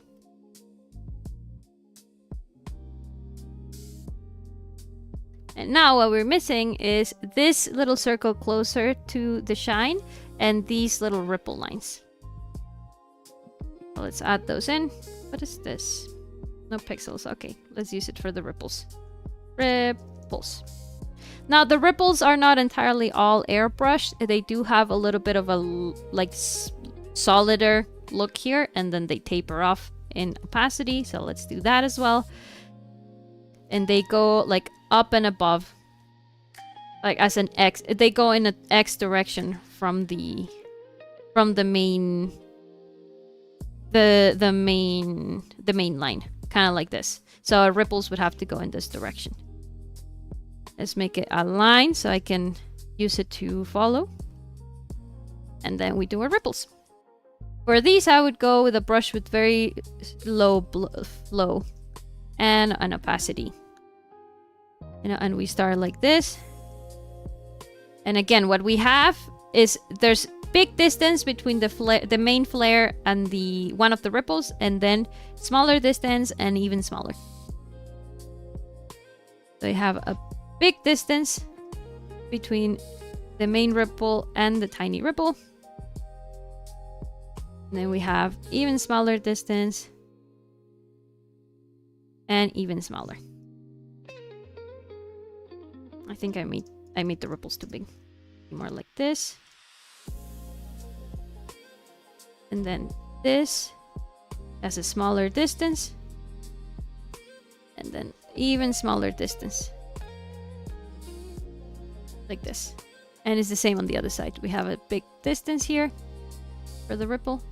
We have a smaller distance. We have an even smaller distance here. That would be how the ripples look compared to the reference. I think they should be a little bit less. Like that. They do taper off at the ends. Yes, they do, actually. Very much so. So I'm gonna use my blend tool to kind of just blend them out into nothing from the edges.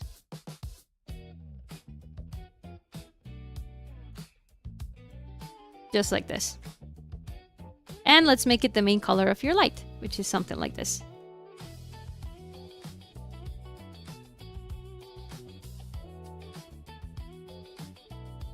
That would be where your ripples should appear. And I am noticing that you drew your ripples all the way over here in this part. So we would also need to fix it. I think we can go at it with like a...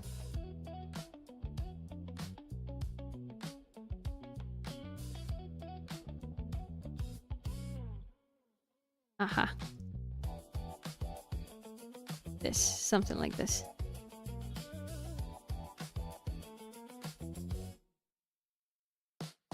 We remove any evidence that there were ripples there at some point. And here too.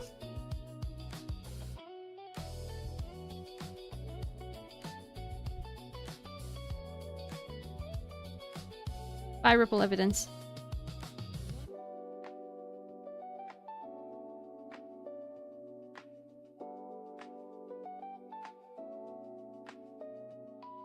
And black lines.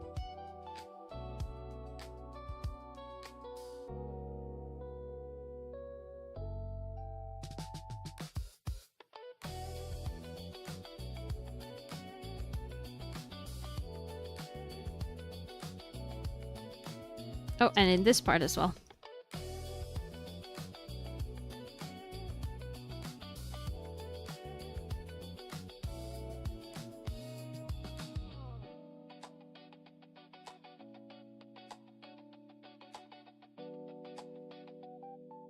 I can see this was your middle line right here. But it kind of... It was kind of not straight. It kind of did this. Don't be afraid of like drawing it on the side first. Like straight. As straight as you can. And then you just kind of add it. Because if not, it's if you try to wing it, it's gonna be really rough to make it make sense then afterwards with all of your stuff, like how you're looking at it right now. We have ripples like this.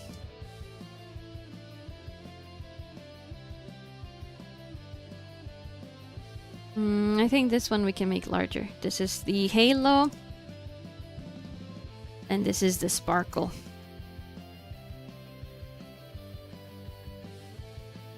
Sparkling halo, let's make him a little larger.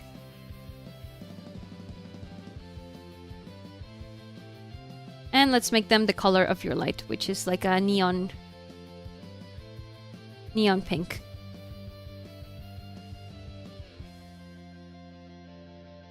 Sparkle, I think, can be even brighter. Sorta, kinda. But if you notice, putting it like right in the middle of your character like this, it is kinda... Ooh, what if we put it on like linear dodge add? Yeah, okay. That looks good. It is covering the eye a little bit too much. What I would have done doing this drawing, if you wanted to do a flare like that, would be maybe adding the flare all the way around here. Well, the big sparkle. And then you just add the fall off here on the face. Because right here you have it right in the middle. And it is going to hide on the face no matter what. Let's see if we actually have some references. Camera, flare, eyes.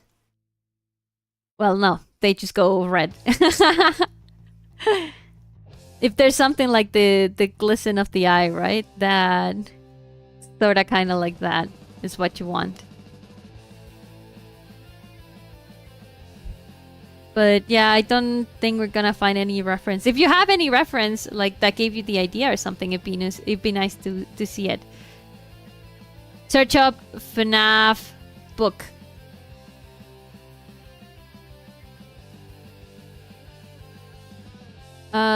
Which one of them all? Oh, I see it. This one, the step closer. But you notice how small the flare is. Silver eyes.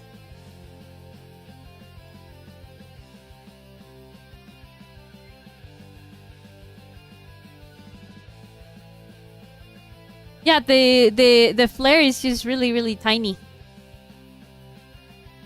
My favorite animatronic is Delilah the mermaid. Oh, I had no idea that there was a mermaid. First picture is what inspired me. This one. It's a very different kind of flare. This is the flare that a LED light does when it's being photographed. Oh, Kira. Kira breathe briskly.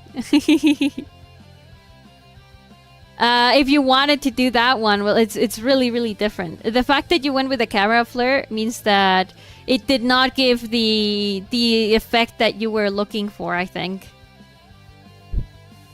Right? It just gets too much into the piece. I think if you zoom out, it looks kind of cool. And I would just make the circles a little bit more... a little bit brighter.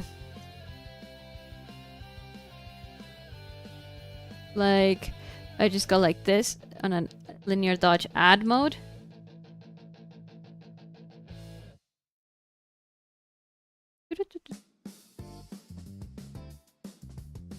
And just kind of went ham with it a little bit.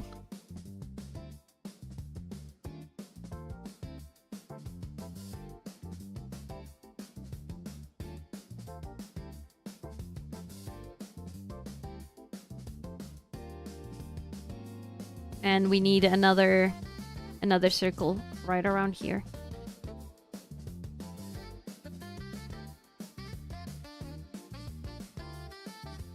I think we need to make it overlap, actually, to make it look nice.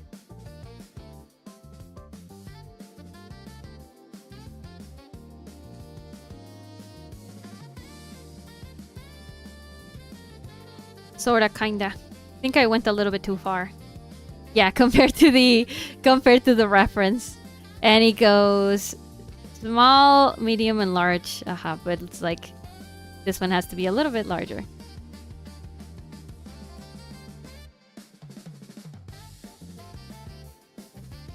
Like this. And then on the other side, it was large and even larger. Yeah, I like how you had it. Large. And even larger. This is if you wanted to do a camera flare.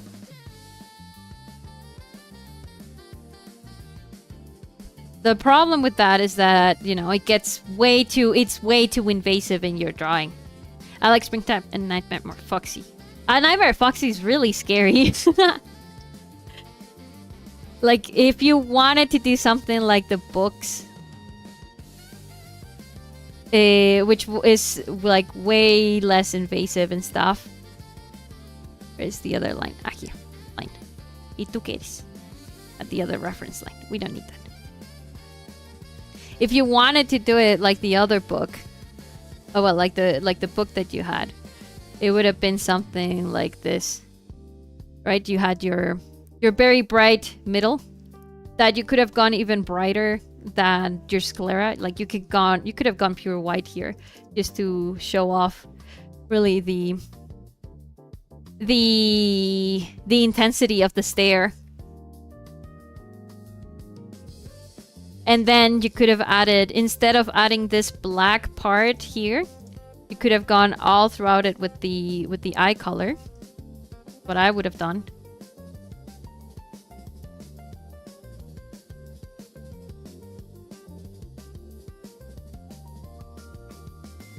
And, you know, not add the lines. Despite them being your style, it's working against you in the effect that you want.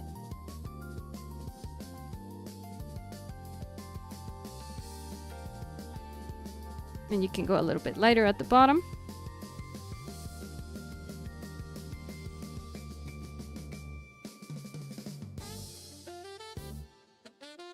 That's how her eye is. Yeah, I know. But it, like I said, it's going against the kind of effect that you want.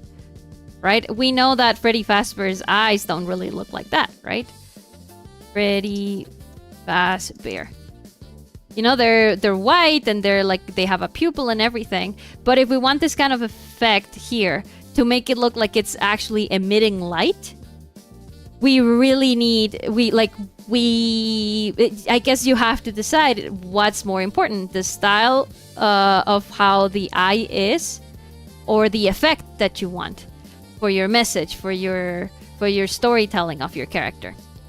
Because we could go like with the black route, right? That you had like a really black thing here, really dark.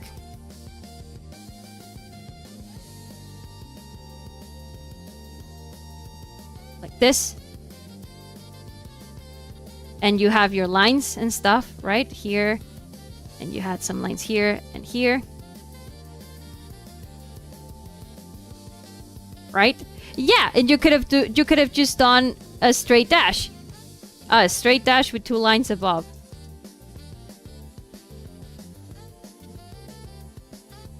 Let's see. Let me look at the original image that you sent again, because it's really,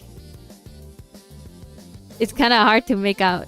Okay, I see it. I see it.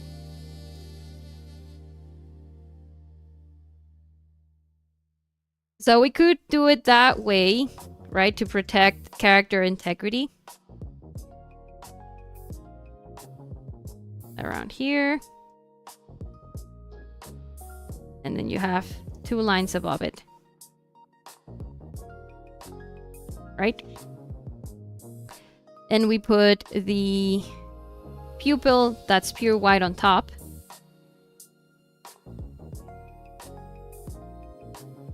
Like that. And then what we're gonna end up with is something not like this, but something more like this one. And it's just a straight line, if you notice.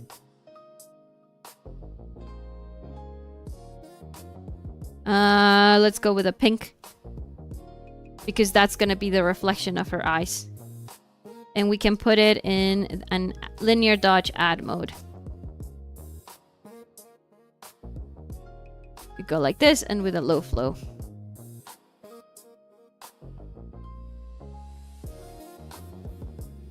I think we need a bigger brush, yeah.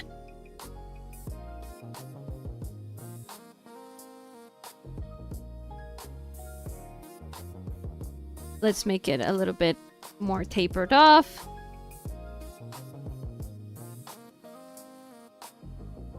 It's just the problem, I think, in this part is that your garnish, Kira, inadvertently covers too much of the character. And it kinda gets in the way of, you know, the most important part, which is the fact that her eyes kind of change when she is, you know, in like a murderous rampage mode, right? Filter, blur, Gaussian blur. A little bit blurred like this. And this one is also gonna be blurred. Blur, Gaussian blur. Like this. Filter, blur. Let's do a little bit more Gaussian blur on the other one. And it should have been something more like this. Like in this book. And it tapers off at the end with the opacity.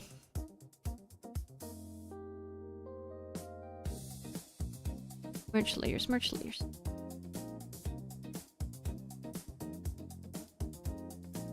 It even goes a little bit of red, and we do have red here. Like...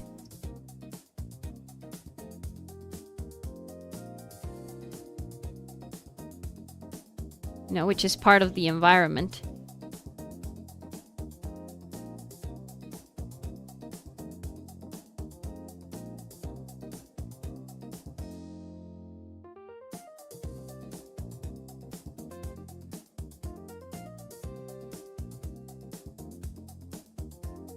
Just like that. And we get rid of all of the other camera lens flare things around it. Because like I said, it just covers too much of your character.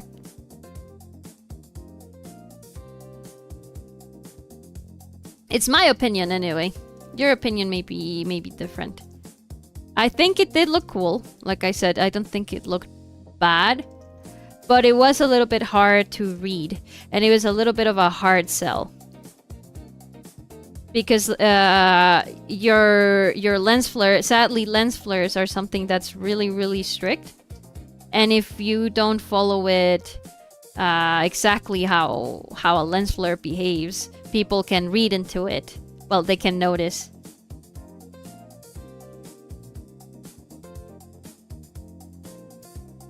Yeah, I would just get rid of all of this around here.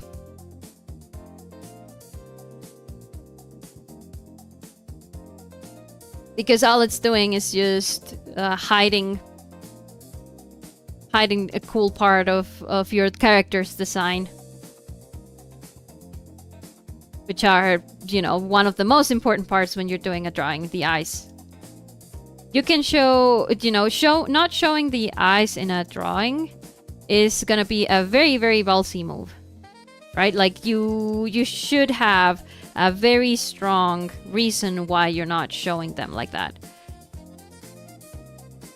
Why? Because usually the eyes is how we connect through a person, right? And in an art piece, even digital art piece, you know, what you want to do is to connect with the viewer and to have them look at you. And for that, you kind of have to look at them back. If you have a character not showing their eyes, for example, Chris Deltarune, you know, it's for a reason. We know, spoilers for like an almost 10-year-old game, by the way. If you know, Chris is not happy with who he is because, well, with who they are, because we're controlling them. Right? And that's the reason why they don't show their eyes, they don't show their face, they don't feel important enough to do it. Like, it should be a message like that in your art. If that's the reason, again, that you're not showing your eyes.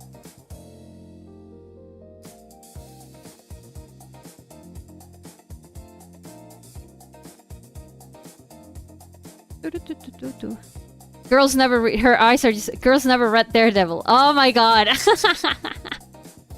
Well, but Daredevil, that's another thing. He's blind.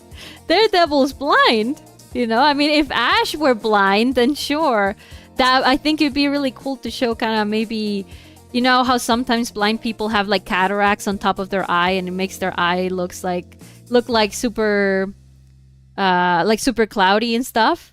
That would be a reason why to make a cool character like that, like would have a full immersed like lens flare, because they're all of their eyes reflecting the light. And then once we hide the lens flare, you know, that's getting kind of in the way of all of these cool details, like the fact that she has a knife already on her, you know, she already lost a finger. It's just once we have a flare that's this small, like this, we can do so many cool stuff. Like, for example, with the blood that we have in here, we can even add some shine to it to make it pop a lot. And because in here, if we do a layer, a color layer, right? If you notice, the destroyed finger here kind of gets lost. If we zoom out, it's kind of like we kind of don't know what is going on here. We know something's going on because there's the skin color and then it abruptly ends, right? And the fact that there's like, is not the same length as the other one. But I think we could even make it pop even more. If you put detail, if you put your garnish into the parts that make your drawing really, really like, what would be like, what make your drawing's essence, right? And the essence right now is that, Kira, well, Ash, despite being all beat up, despite losing a finger, despite having a knife right on her shoulder, she's still chilling. She's still chilling, and she's like, yeah, man, let's go. Let's do this, right? So why not highlight all of those cool parts of this fight that she's having? Let's add a little bit of shine, right, on the blood of her finger. Or the fact, you know, maybe not on the blood, but on the fact that when skin gets like chopped off, right, it still remains a little shiny, so it wouldn't be like a pure red. It would be something more like this, right? That's showing off all of the little bits of blood and gore, right? All of the mushed up skin from getting her finger cut off in a very brutal way, I think. And we can even go darker for all of those dark parts that we don't see in the meat and stuff. You could make the bone pop off a little bit more, right? And show that it's jagged.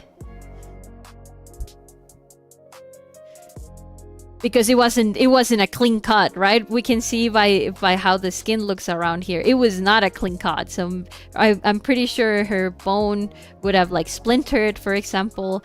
Just really that, and that's all garnish is, right? Just have fun with what you're doing.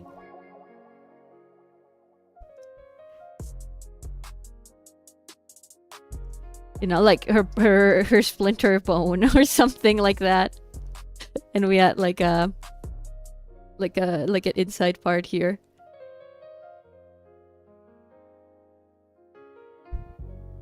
And maybe we can add a little bit of shine. Okay, that's too light. You know, a little bit of shine on the side to show that it is a bone. I'm just going. I think I'm getting too excited with this part.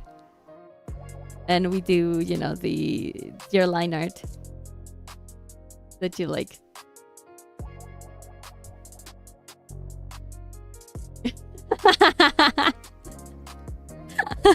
Something, a little bit of something to separate it from the dark mass that is gonna be her shirt. And if you notice, you know, now we can have a little bit more of information. Even when zoomed out, we know exactly what happened to that finger now. If we zoom out. Don't be afraid. If you're already showing things like this in your drawing, have fun with it. Don't be afraid to go the extra mile and show people how it can actually be. How gory and brutal it can be, right? Here for the knife, for example, the shine on the knife, you could have done it even like brighter because it's metal, right? So the way knives go, let's look for a kitchen knife. Ay, what did I do? There. They have... Oh, let's look at your knife. Sketchfab. I love looking at Sketchfab. For reference, it's a 3D model website where people upload their models to be downloaded for free. Sometimes they charge and stuff. And you can move it around and see how it looks from the different angles. Now, the way a knife works, right? They have this little spine right here, which is gonna be darker or lighter, right? Depending on where the light hits, than the rest of the blade. Her catchphrase is groovy. So let's do something like that here, because in here it's quite flat, you know, we're not looking at this little part of the spine. So let's just add a little bit of a lighter like side on it, which is the spine of the blade.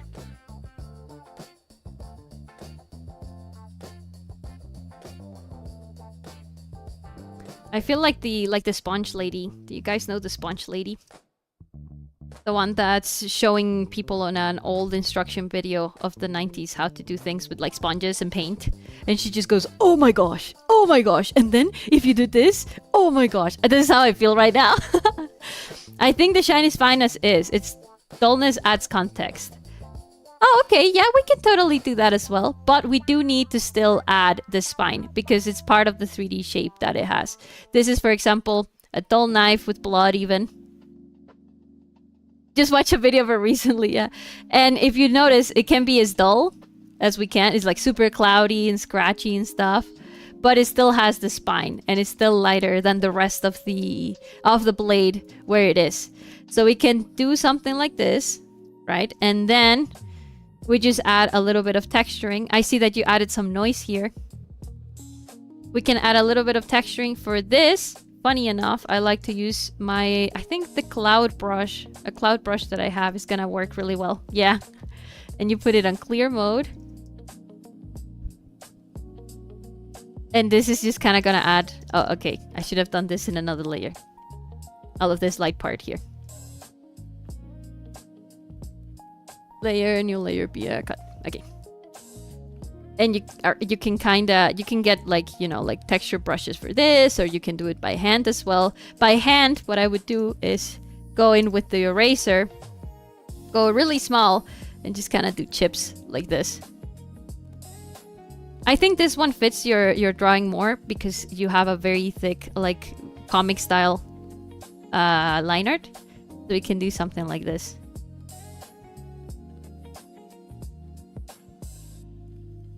And it kind of like gives the illusion that it's a really, really dull knife, right?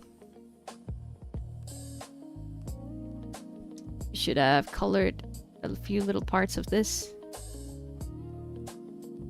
Here.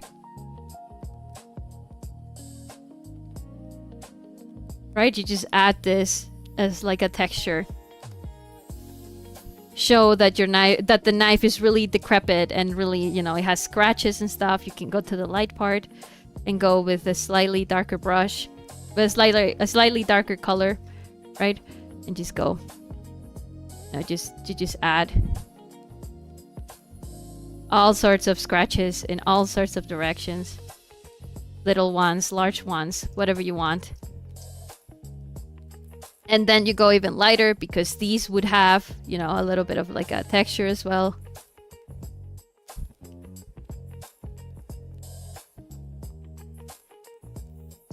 And then we can go in here in the main knife, right? And go lighter with a lighter brush and just put all sorts of scuffs and scratches on it. Everywhere, everywhere, as much as you want, because it's an old decrepit knife and it doesn't matter, right, where it's gotten banged up.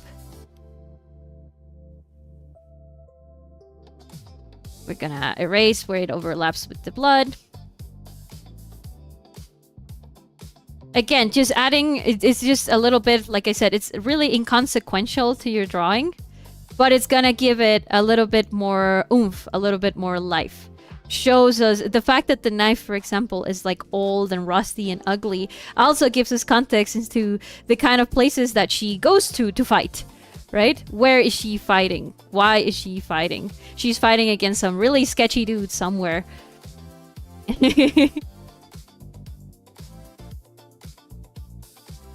My line art always changes. That's not entirely true. What you do is you go really thick, like a comic book art style.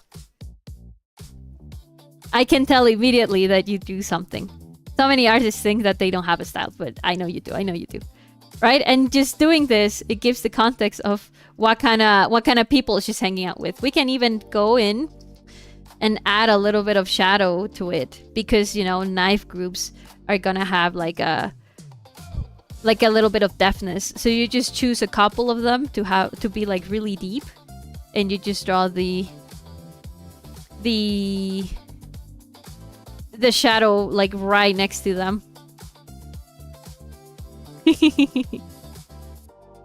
Again, garnish is something that's really inconsequential to your story, to your drawing, but adding them still adds something fun to the drawing. And we can also add some scuff marks here to the wood. Wood scuff marks are not that different either. We have this lighter part. Wood scuff marks would be more like this, though.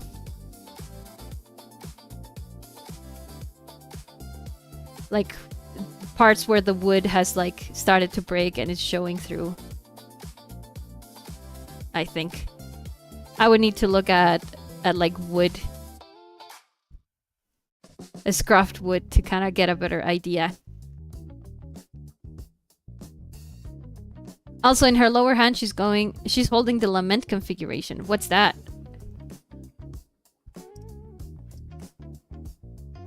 Oh yeah, there it is! Oh, it's the thing from Hellraiser! The lament configuration. You know, all of these cool things that you can do, because you have her right there front and center, and you can get context clues from the things that she has nearby, right? That tells us what kind of people she's fighting with. This one too, this crowbar kinda, you know, you could add a little bit more of shine to. If you want it to be a little bit rough looking, you can do it. You just have to add it like this, kind of like imitating texture.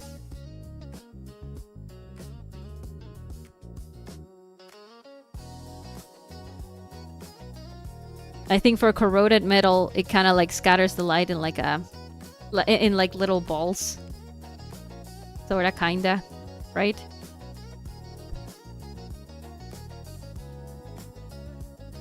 It has like little. It looks like it has little speckles.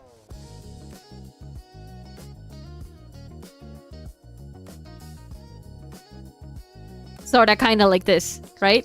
And now it looks like super corroded and fun. And rusty. It's a meat hub from Buva, the ghost face knife in your stomach. Oh yeah.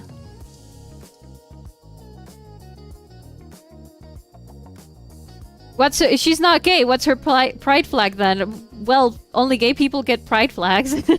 Well, like, you know, people in the community, in the diversity.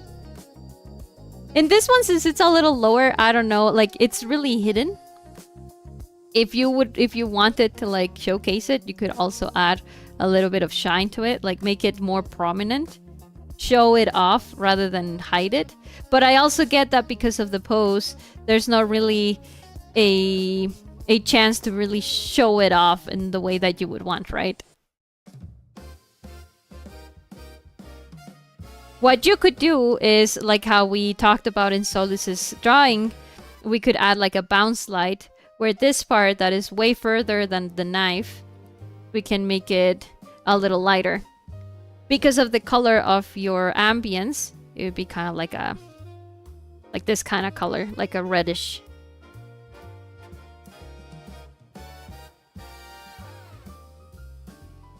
Now let's remove the bottom part.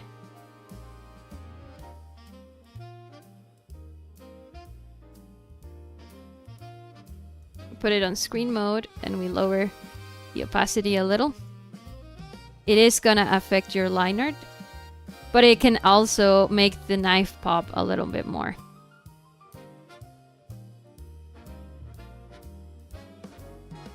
the knife, we would just need to make, you know, even more obvious that it's here. Keeping the lines black. I think that for your kind of art style, you would benefit from not hiding your lines. I can see that sometimes, well, in here, for example, you have probably like an adjustment layer on top, and it's making your lines not look black. It's making them look like brown. That's what's causing them to get lost in the background. So it could be beneficial for you to control that a little better doing it manually. Like which lines get darker and which lines get lighter. Because in here, for example, if we make them just a little darker, the knife starts to pop out when we zoom out. Where before it was really blended, like it's really, really hard to make it out. So I would color the lines and then also add really strong shines to it right next to the lines so that it shows when we zoom out and it becomes obvious and we can tell people, hey, look down here. There's something interesting for you to look at here. Or you can also keep it as just like an Easter egg if somebody, you know, like a reward if somebody's looking hard enough. It depends, I guess. Oh yeah, there's the rest of the hook. The rest of the hook also needs some shine.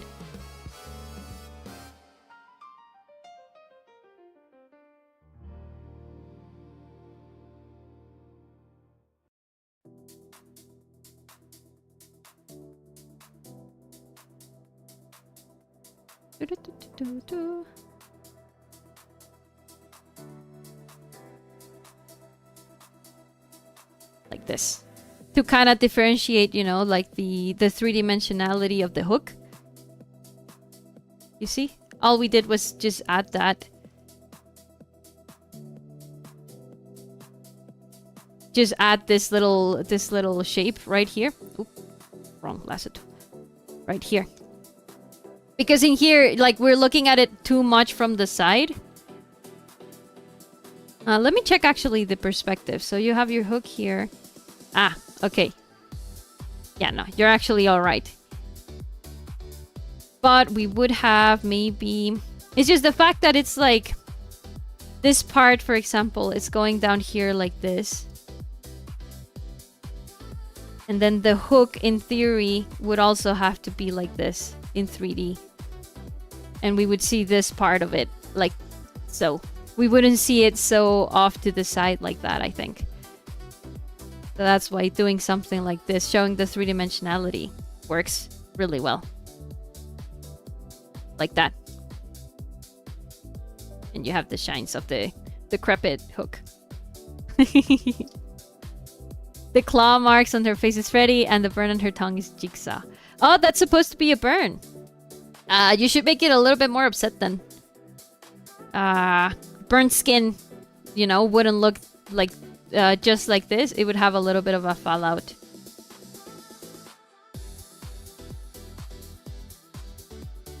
Maybe something like this. Like also showing, you know, damaged skin around it. I am not gonna Google burn victims right now to look at reference for like how a burn would look like. But I think it would need a little bit more redness around the edges so that it really, really looks like a burn. Like a cigarette burn or something like that.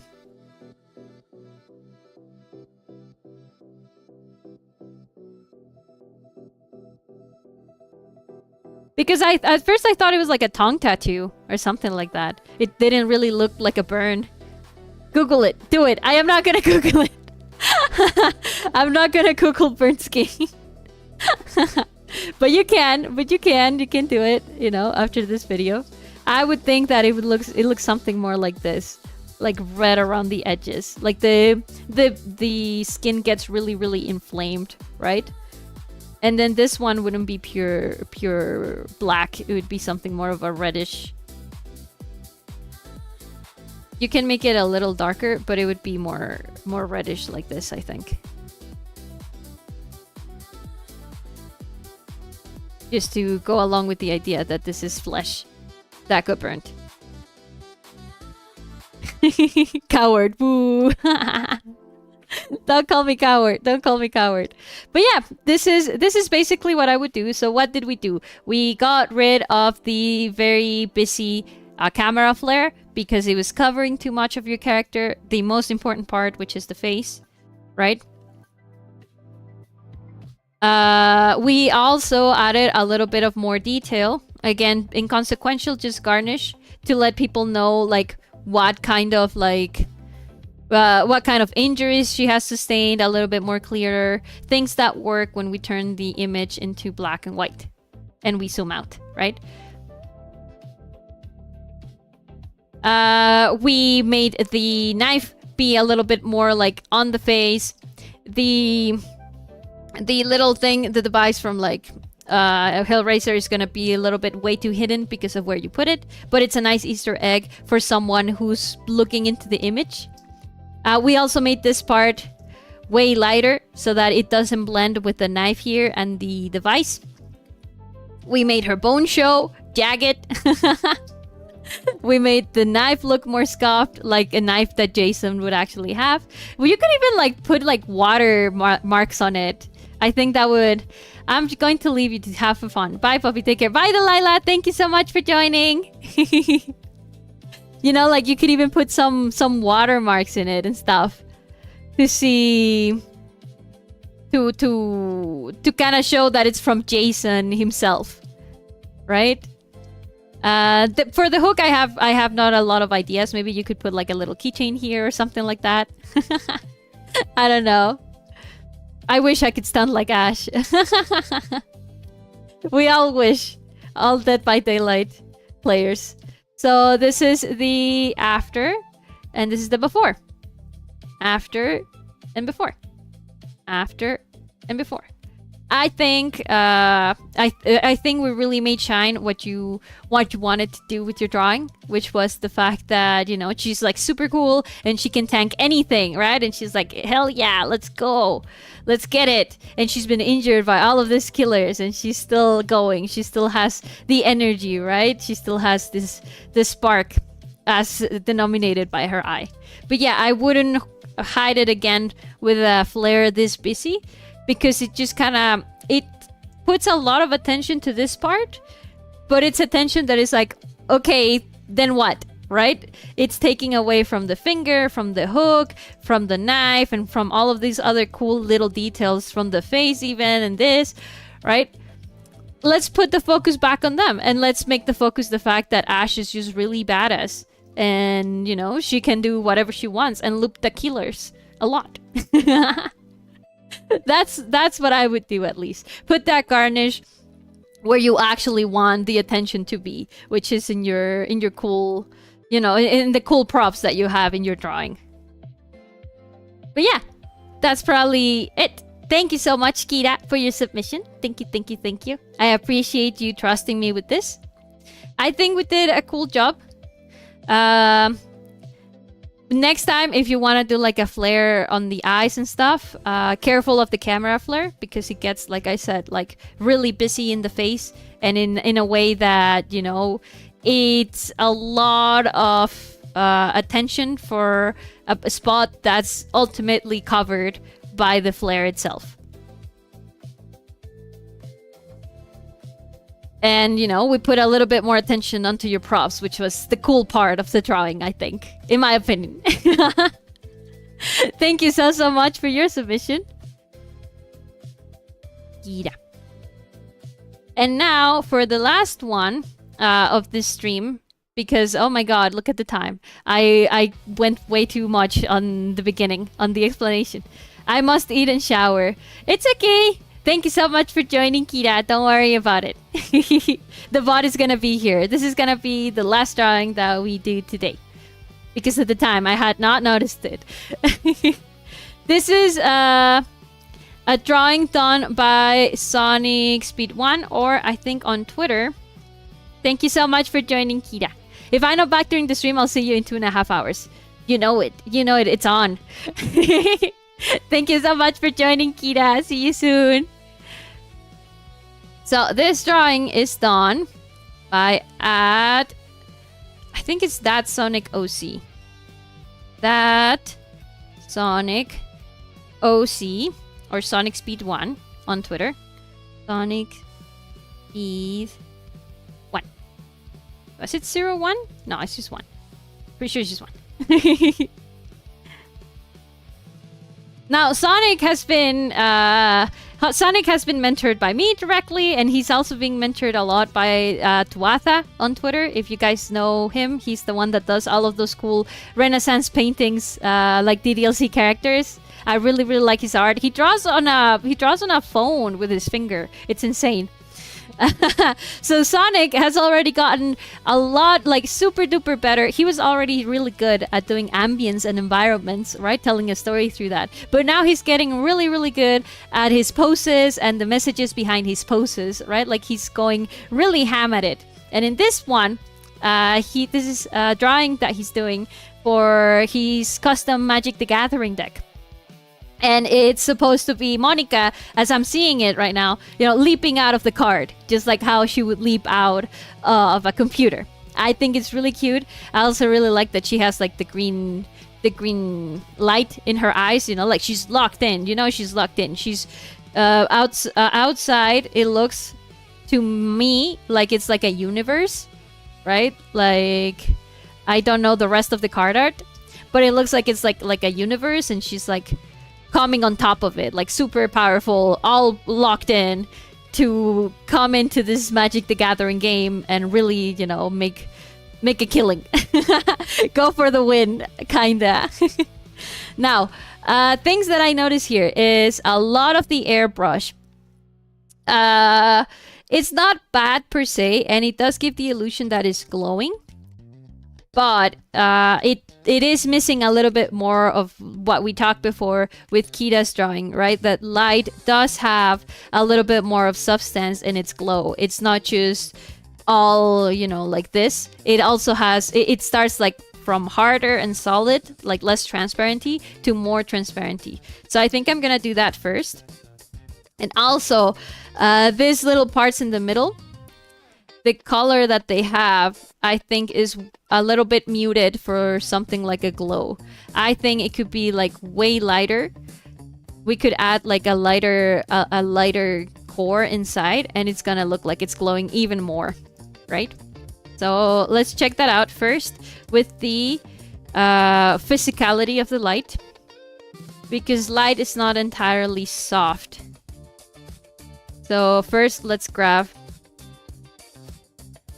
his original like glow color, and what I'm gonna do is go with an opacity brush. I'm gonna lower the opacity actually, and try to build it up outside to that softer part. And then once we get there, we can use our blend brush and we can start blending it a little bit, right? But it has to have that little like that small little bit of like thickness inside of it. It's how a lamp on the stream, a lamp light would look like. Lamp, light, night. Right? Kind of like what Van Gogh does in the Starry Night as well. Now this is this AI? No. Oh no, this is an actual painting. You know, where the glow is not necessarily just airbrushed on the outside. But it also has like a thickness to it first, and then it starts to fade. Like here, for example, I think it's a street light. Street light. That's the name of it. The street light at night. You know, we have a really strong core, which is almost white, and then we have this really, really thick part of light, and it starts to fade as it goes further down. As it gets not further down, like further away from the point of where it came from, the point of origin. And that's what we're doing right here. So first, before adding the very strong core, we're just adding the glow. We're just building up the glow to be really, really strong, and then to kind of start to like fade off.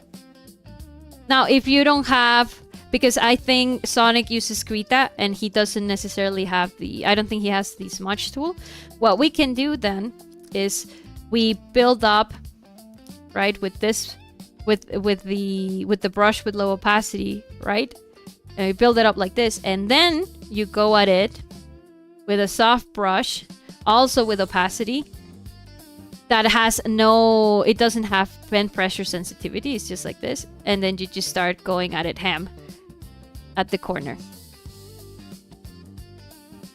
And you can then control the fall off a little bit more with another opacity brush that's soft, like this. Right, you can go, you can even erase the strong ones that you the strong light that you have, the strong fall off. We have our light, right? And we're doing the strong fall off. We're doing the strong fall off. We're doing the strong fall off. We're going really like solid here, and then we go further, and then we grab a soft brush, and on the outside we kind of blend. Sorta kinda. Oh, hi Owls, welcome. So again, we go in with our light, and we go the thick part, and then the fall off part. There we go. And we use our brush here. And then we blend again. And again. We repeat, we keep repeating it. until it's all glowy to our liking. Well, until the glow is as big as we want it to be. I also see that there's like some speckles, which I'm guessing are supposed to be like glow little bits, but they're way too diffuminated. They're way too blurry. So we also need to work on that. And we erase a little bit of the fall off. Again. And now, oh, wrong one. We're going to add the very, very strong part of the glow, which is almost like white. It depends on how strong we want the glow. Let's go with one that's like this. But first, let's do a rectangular marquee so that it doesn't go beyond overdrawing. Can build up here, right? And it's already looking like it's glowing even more. Again. And it's already looking like it glows again. Again in this corner. And it looks like it's glowing. This one has to be a little bit smaller, I think. I'm not sure if these are like, they do look like nebulas, but they also look like little balls of like light, power, something like that. I'm not sure. Sonic is not here to let us know. So I'm just gonna interpret them like balls of light, sorta nebula-ish.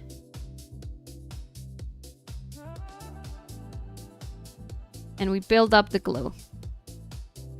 A glow cannot be a glow if you don't have the very light part of it. It's why neon lights or where graffiti that have like a neon style works so well. It's because it has the white line right in the middle, and it makes it look like it's glowing when it's actually just paint on a wall, right? It's something like this. We could also even add a little bit of particles with a little bit of glow. I have this brush called Dusty Bits. I can send it to you guys if you want, right? And it leaves all of these like cute little particles around. Now, the problem with the particles that we have here in the back is that they're way too blurred. So instead of making the image look magical, it kind of makes it look dirty. It makes it look like it has actual speckles like of dust or like little bits of dirt around instead of something that's actually there and glowing. If you don't have the dusty bits or you don't want to use my brush, you can also just use a normal round brush. But you have to do it really, really tiny at around 4, right? And you just kind of go at it, whatever you want. I'm not going to use my Dusty Bits brush just to show you guys that it's really not that hard. I do have pressure sensitivity on in my brush settings, shape dynamics. So that means that if I press harder, it's gonna make a bigger dot than if I press lighter. So I'm just gonna play around with that, right? And make some dusty bits around the cool lights. I can also go and make them a little bigger, like little speckles of light. When is a good time to stop? Whenever you want. There are no rules to this. It's rule of cool again. However you like, however you want. You know, and now it's like not only are these balls of light emitting light, but also it's like they're emitting a little bit of an unknown power or something like that, right? That Monica is there witnessing. Again, this is all garnish. Is it necessary in the drawing? No. But it is something that makes it look cooler. And anything that can make your drawing look cooler is like, you should be doing it. There is no reason why not to do it. Unless, you know, you want your art to be a little bit more low-key or something. But, you know, don't be afraid to experiment and find the kinds of garnishes that you like. The glow is like leaking into the border of the card and stuff, right? And we can also add on an outer glow on our blending settings. I have it on linear dodge. Let's make it a little bit larger. You know, something like this, maybe. And instead of white, let's go with like a little yellow.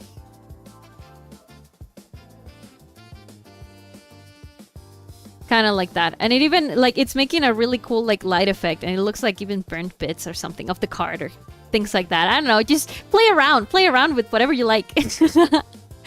Another thing that I'm noticing, but this one's gonna, like, we can't really go back and retroactively fix it.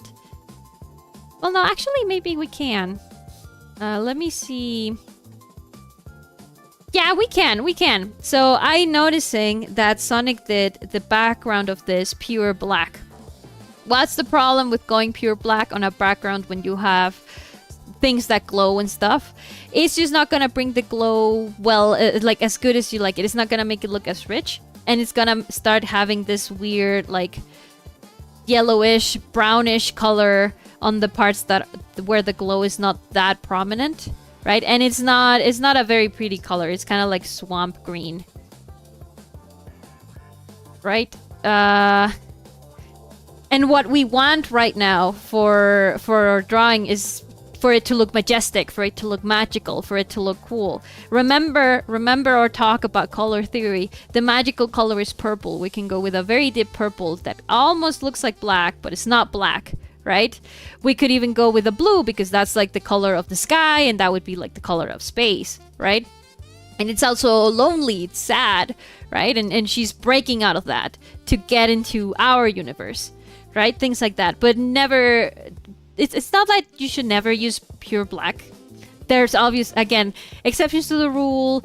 Rule of cool, it's gonna break everything. But for something like this, where we want something magical and we want something mysterious and things like that, I would stray away from pure black because of the way it blends with the colors that are around it. Let's try to see how it looks with a frame. What is this? Okay. With a frame that is like a dark purple. Right? So let's draw our marquee selection, and then let's erase this middle part here. Oh, it's even a little bit off center. The window is not. Okay, so I'm gonna use for that the polygonal lasso tool. Gonna go by hand and select all of the parts that we're gonna erase from the marquee. And then we also have to go and erase the parts of Monica that are coming out of this part of the card.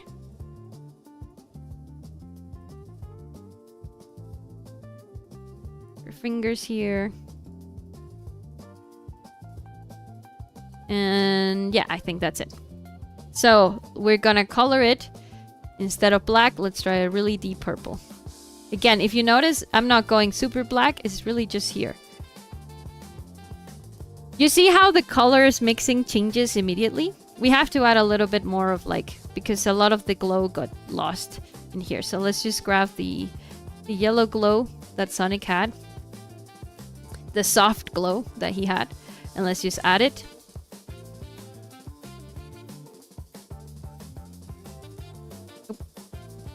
Wrong one, yeah. This one. Let's remove the pen sensitivity. Still has it, so I'm gonna turn it off here. Right. You see how the color combination changes, and we don't have that funny little swamp green anymore. We can also use this to control a bit better the soft glow of all of the energy balls and stuff like that. Oh, I forgot about erasing this part here.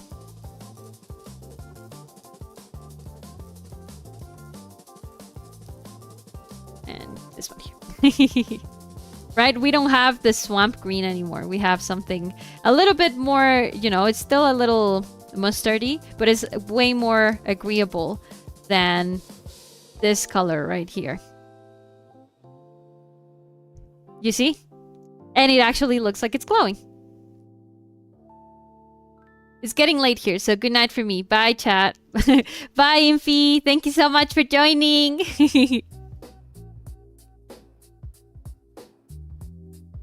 So just like that. And let's add the cool little stars that Sonic had in the back. But let's make them, some of them blurry and some of them not blurry. To kind of create the illusion of depth, that some stars are closer to us and others are further away. So let's do that. I'm gonna create a clipping mask here on the frame and another one for the stars. And the stars have to go below the yellow shine. I'm gonna go with pure white. Let's see what happens. Let's see what happens if we go with pure white here. And again, I'm not gonna be using my Dusty Bits my Dusty Bits brush. We're just gonna do it manually. We add some thick and some thin stars. We're just adding them, adding stars. Why am I varying the size too much? Because that's gonna make your image not boring. If everything looks the same in an image, it's gonna start looking, it's gonna be boring to look at. What people like from art in general and digital art is a little bit of spontaneity, a little bit of chaos, because if not, they could just look at a picture, right, of the sky and stuff, and even then, very rarely are things in space like that, like the stars and the sky, like uniform, right? That is the concept. Is also a type of contrast. Size contrast and things like that. There we go.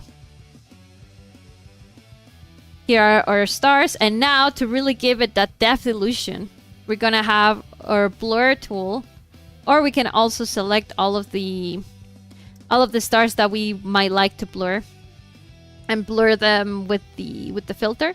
But I'm gonna select the blur tool here. I'm gonna hide my balls of energy here. These are dusty balls. These are the dusty bits of the balls, and these are the balls themselves. Just so I know which ones I am, you know, like making blurry. And we're just randomly choosing which ones. Just a couple. We're not making all of them blurry. You see how it creates the illusion that some of them are closer than the others? And all we did was blur a little bit. But we're still, you know, we're adding that to that contrast in size and also of separation. Our dusty bits from the balls won't have that because they're like right in front of us.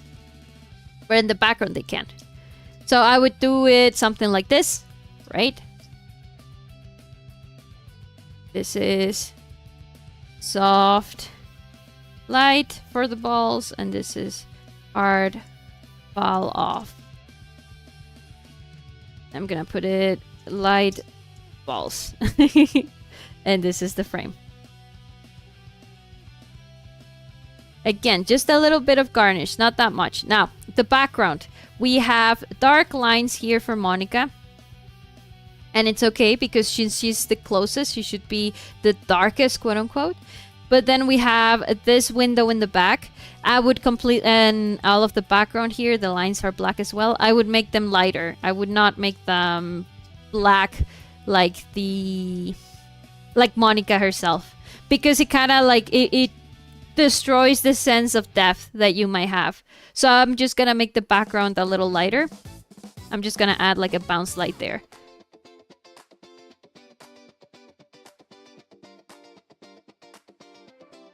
And let's select all of this.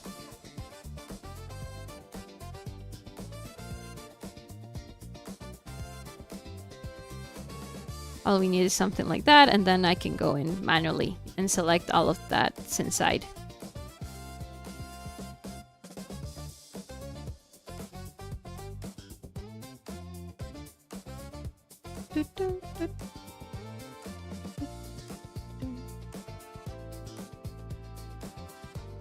Sorta, kinda. Again, I'm just doing it really, really fast. But I would expect something a little bit more careful from you shrimplings.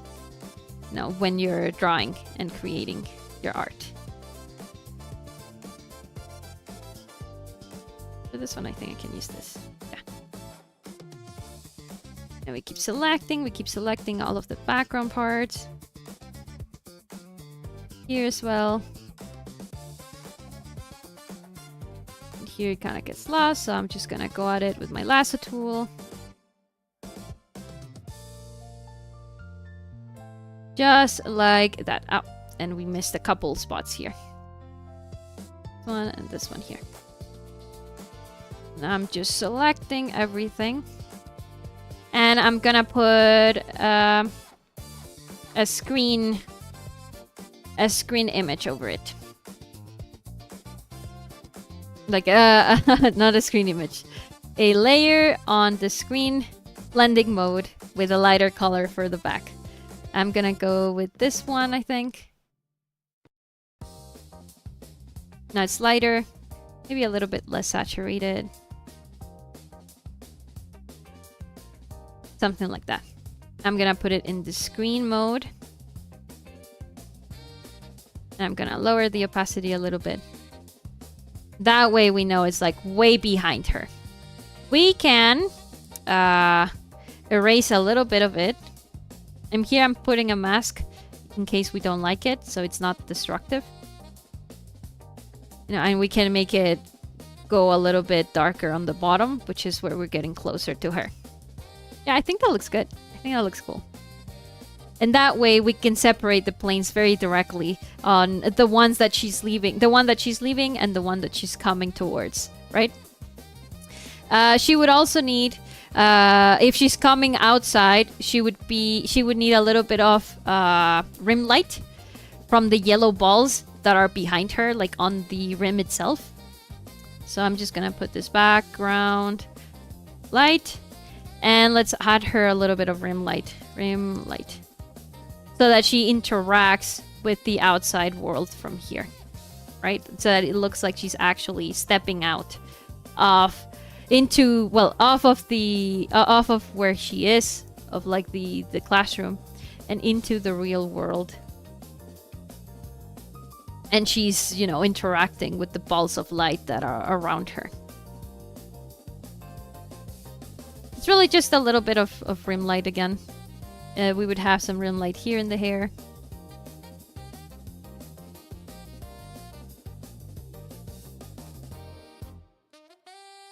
No flow, yeah. You can even go on top of the usual line art to change the color to it. Don't use opacity for the rim light. You want it to be really, really easy to read and discover by the viewer. Which is gonna have rim light all over here. And you can even add a little bit of rim light on her hair, like from the hairs that are falling right? This is more of a harsh light at this point. And she's gonna have some over here as well. Why? Because her head is like on the back, and then all of this hair is like coming on top, is like falling in front of her face, kind of like my 3D model.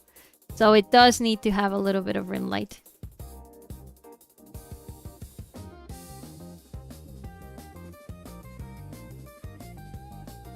The ribbon here, for example, should have some.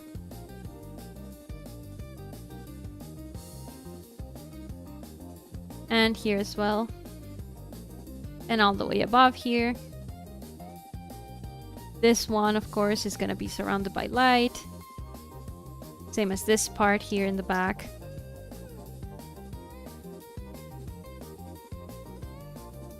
Here. The ponytail won't really have any. It's just this part that's like coming out from the... that it's already out from the frame. We can add some of her on her cheek, right here. And this part of her hair as well.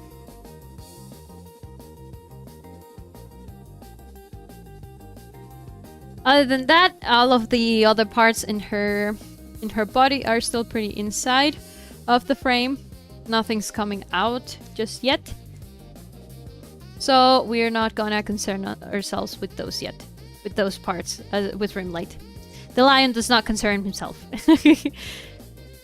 with rim light when there's no light that can hit the object. I think the rim light from the ribbon would go all the way from here. Yeah. And we could have some rim light in here.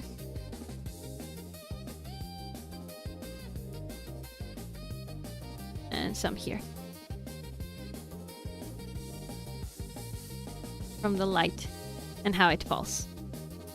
Again, really inconsequential to the drawing. Like inconsequential in that it's not gonna change the message. It's not gonna change, you know, the character itself. Is just changing a little bit of the look, the polish. Now, something that I noticed here, and I will get into a little bit of anatomy, is that Sonic has his head like this, right? I'm gonna draw the shape of his head with red. Has his head like this, right? Has his ear over here.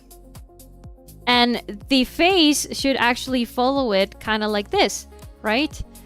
But for some reason, his head is all the way down here, across below the ear, right? And it doesn't seem to be following the actual wireframe of the head that he drew,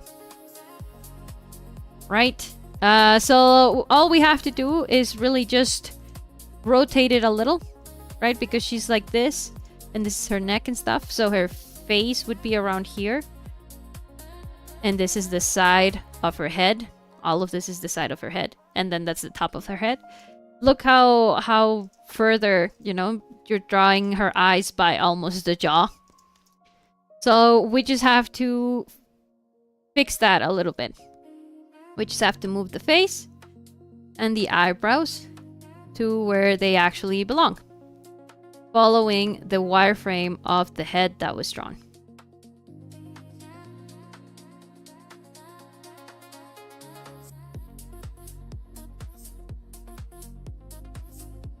Right, and her eyes would be all the way around here.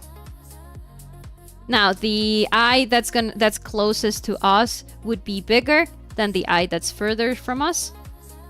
So let's change that as well. This one we need to chop it a little bit.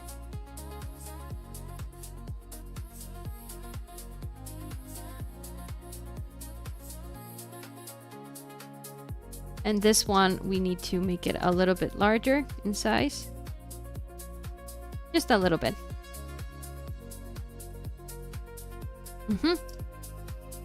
And let's connect the shapes.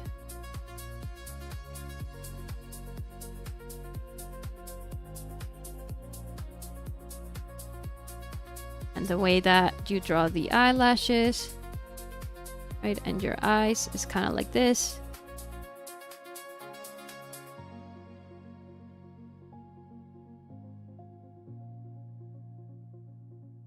the bottom part, the eye. And we're continuing the eyebrow here that got cut off. The eyebrow would be a little bit behind because it kind of starts at the beginning of the eye, a little bit further, like this. And this one we would need to cut off a little bit because it's on the furthest side from us. Just erase parts of the parts that we don't need.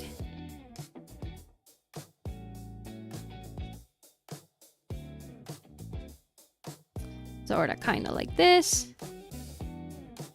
And we color the inside of the eyebrow. This one we have a bit of a color mismatch because of the glow that you have from Monica's eyes. We can do a glow similar to Kira's, to the one that we saw from Kira a little bit ago.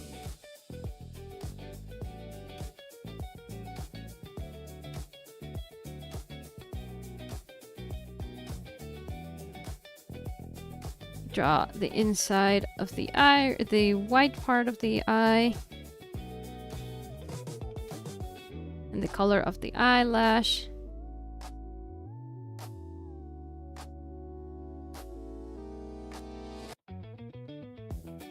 It's really important that you follow the guidelines that you set for yourself, because if not, your drawing is gonna be really hard for people to make sense of it. We color the inside of the eye, kind of like this color. We're gonna add, I see you added a little bit of like, it's the pupil, the pupil here, and it has like some colors here, and it comes from the bottom, right? This light part of it, sorta, kinda. Then all of this is like this green here, and then you have your white little glisten. And all of this is blurred a little bit.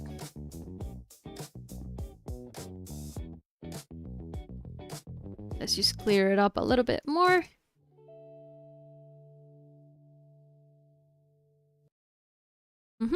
Like that. And now, since we moved the eyes, the pupils kind of don't work anymore. Well, the irises. So we need to move them as well. Let's remove all of this. Right, let's make them all from scratch. It's this kind of color. This. And he added this, and then this here. Then the very, very intense lime green at the bottom. Sorta, kinda. And then, yeah, the glisten. Let's remove this other head.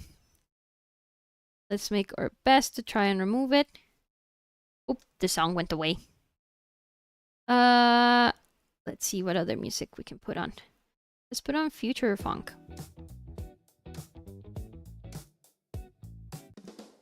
There you go. Funk Inferno. Wow.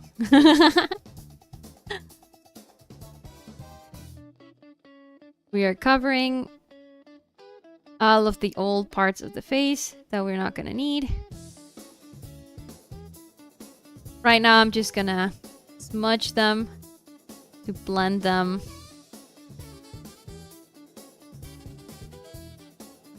Let's see if I can even do it. Blend them with the bottom. No, I can't. Okay. We're just... Oh, I know. Merge down. Rasterize. Rasterize layer. Blend down. Merge down. And now we can blend to our heart's content.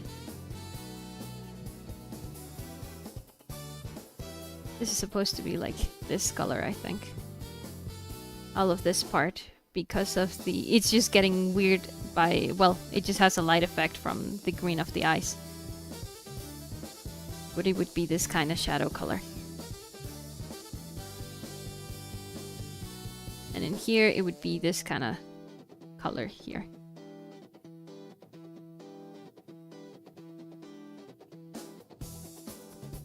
Just blend, blend, blend, blend, blend, blend, blend. Again, this is just really fast. This is just to help us fix the face a little bit. It looks a little creepy. I know. But it's okay, it's okay.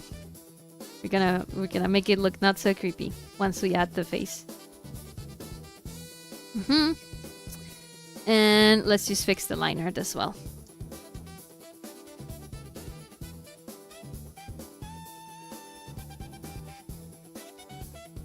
Just like this.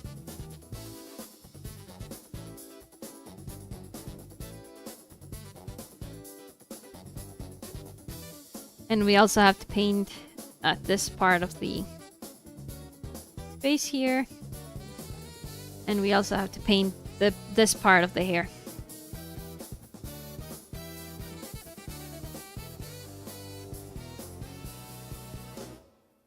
And we blend, blend, blend, blend, blend.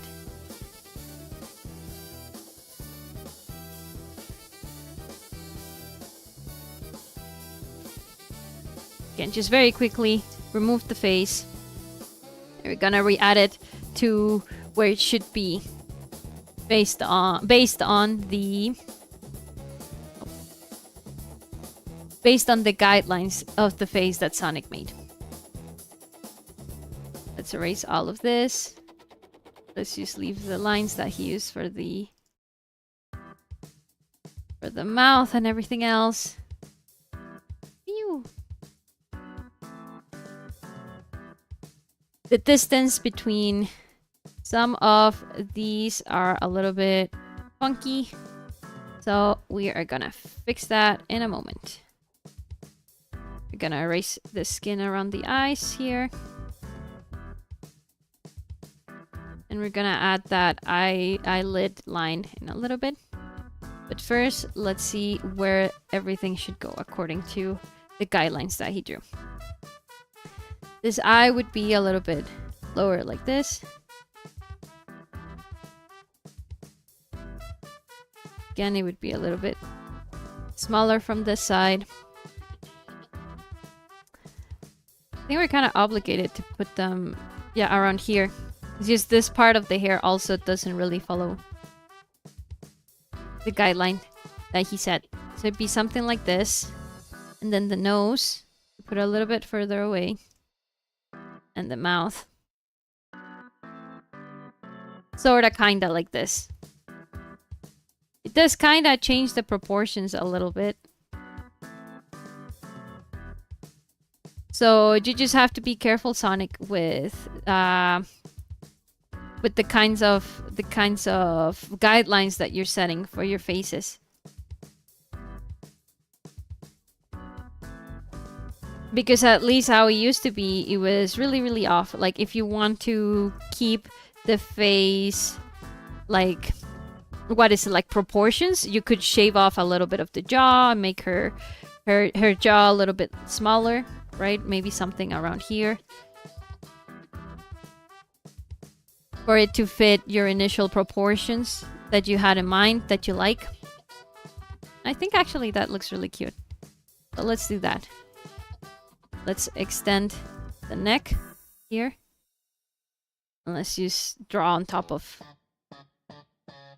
this jawline.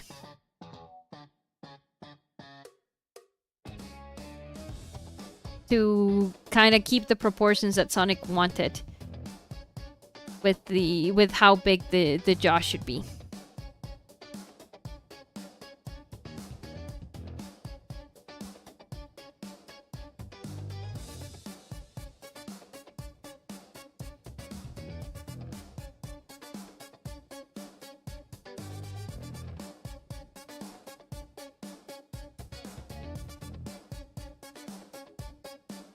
And the shadow of it. And protecting the hair. You know, something like this.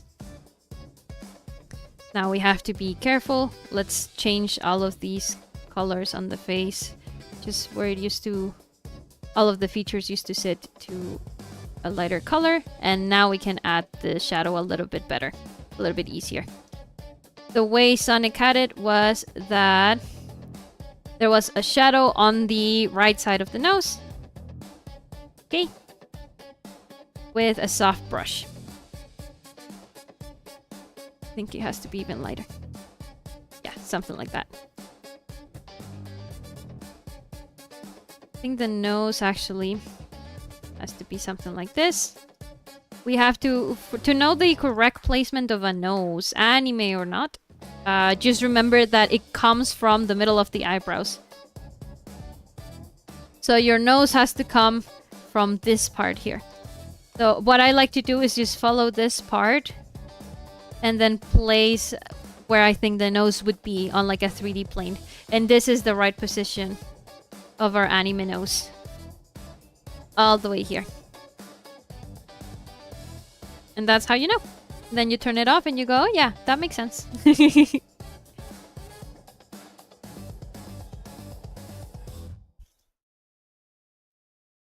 We add a little bit of shadow, and it also has a little bit of light on the other side.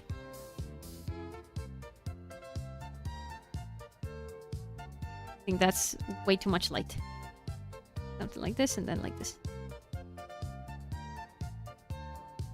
Now, another thing that I like to do, and that you can do only if you want, is to put a little like triangle here, because it shows like where the nose kind of like bends. But we already have both shadow and light, so it's not necessary. If we didn't have them, we could do something like this. And just leave it like that. Maybe a little lighter. Yeah.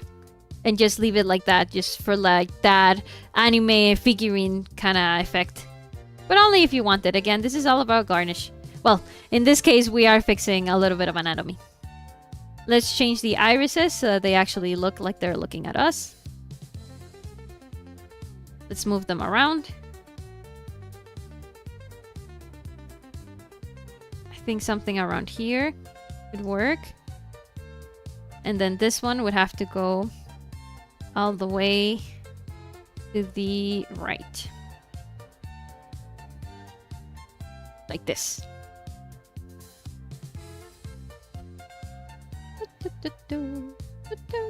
It's the Mario song.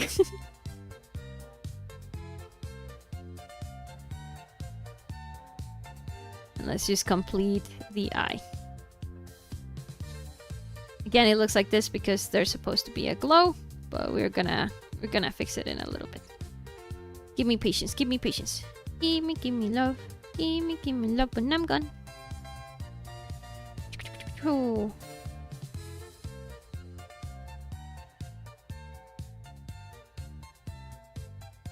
There we go. And now she's looking right at us.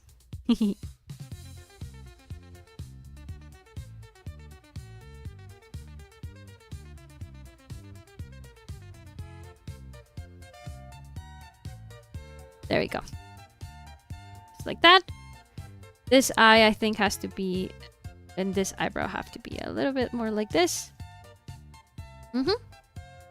Que bonita. That's so cute. Now, another garnish... well, no, actually, I like your style of putting the eyebrows on top of the hair and everything. That's not a bad thing.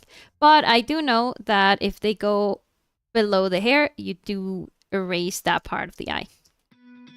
So maybe we should actually erase all of this. Like this. Or we could just make the hair shorter on that part. So that it doesn't cover her eye. Because you had it well proportioned before we moved the face. So maybe all that we need to do really is move this part of the hair a little bit more up. This one. To fix with the guidelines that you yourself set. Right around here.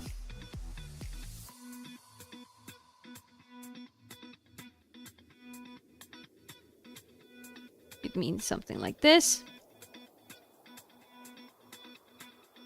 And we would erase some of this. Right, and we can blend here. So it looks like it's always been there. This part we do have to paint right here. And we fill up the empty gap left by the hair.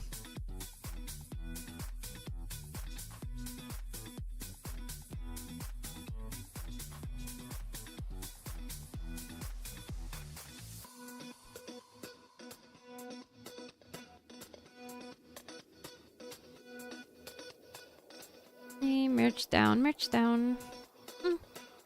And we blend. Blend, blend, blend, blend, blend, blend, blend. All of the leafy parts of the skin. Blend, blend, blend, blend, blend, blend, blend. Blend, blend, blend. Ooh, too big, too big. Yes. And we color inside of the hair here. And we need a little bit of a line right here. Just like that.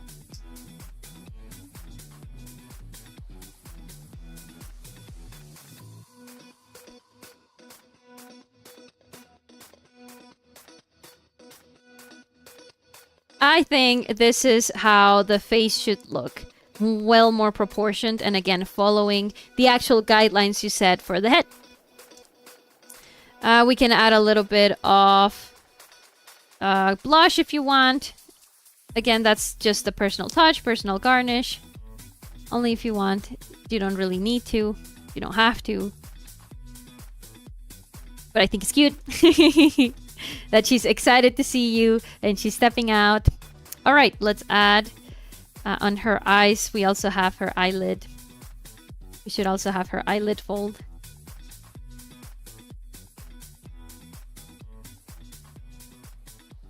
Right, like this. And the glow for her eyes. The green glow that you added.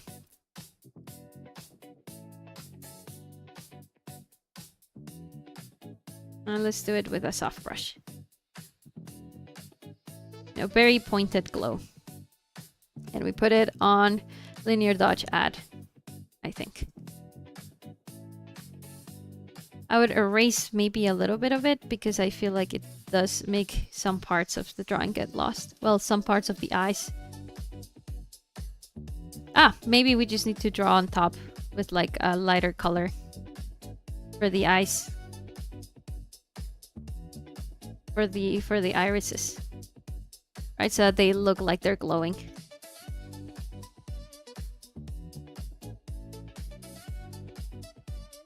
Just like that.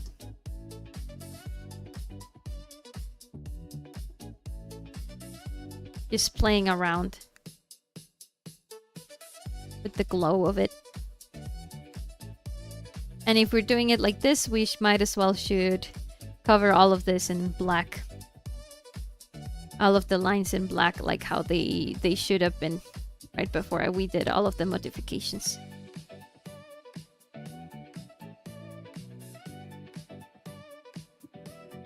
Let's use... Aha! We're just going over them with black.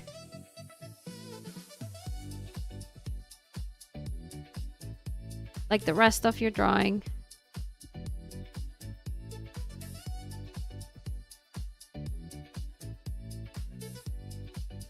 And some of them are gonna turn green because of the glow. The ones that are furthest from the glow will not. That's why we are remarking them. For linear dodge, maybe we can do something more. Aha, something more like this, I feel. Oh yeah, and her eyebrows also need to have black lines.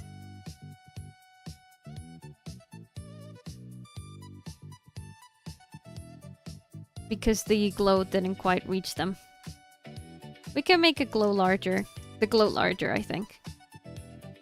I'm just gonna add another layer so that we can better control it. And we put it also on linear dodge. So that it doesn't get out of control and, you know, start blur things that we like from our drawing. Well, to start hiding things that we like from our drawing. Pixel, blur, Gaussian blur. It's a very overall blur, like that. And we can lower the opacity of it a little bit. And there we go. Really glowy eyes, Monica. If we zoom out, it actually looks like she's actually like super glowing, her eyes and stuff. We can add some more colors, I think. Like, you know, some lighter stuff to kind of not have all of her eyes, all of her iris be lost.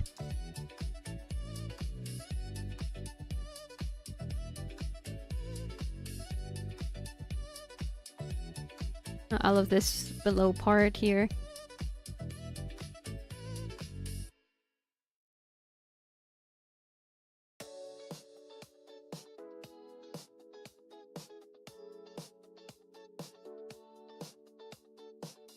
Like this. And that way it really looks like it's glowing. And we can add some of that green glow. Current layer. To the bounce light, well, the rim light of the hair.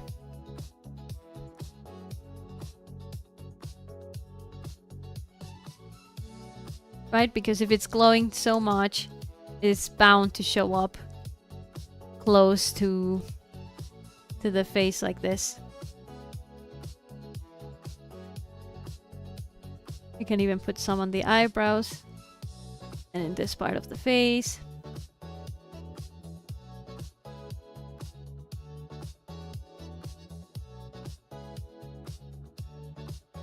Right, just to show that it's really bright.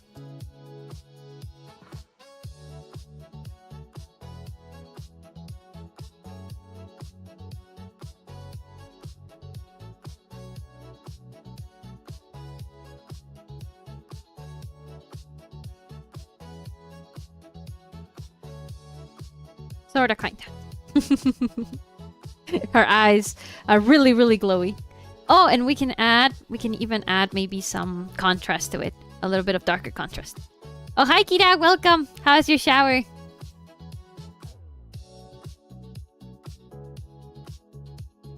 Let's add some like dark parts for contrast here.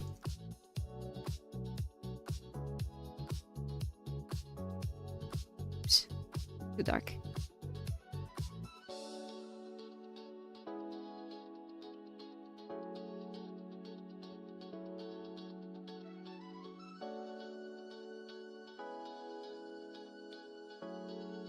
Maybe a little bit more saturated.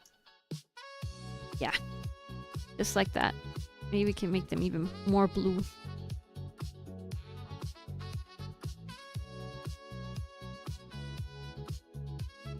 To really get the glow coming across.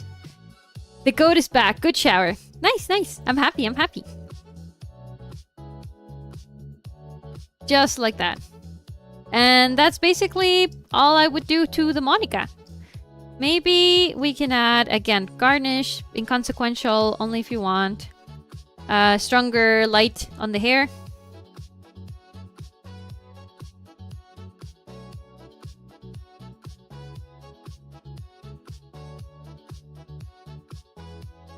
You know, something like this.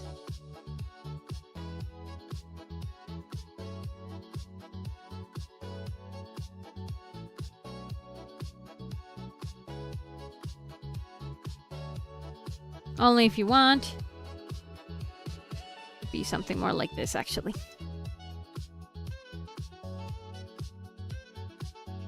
If you wanted to make it look a little bit, you know, like different. Well, a little bit more dramatic. But again, this is now getting into like how you render hair territory, so you don't really have to. Only if you want.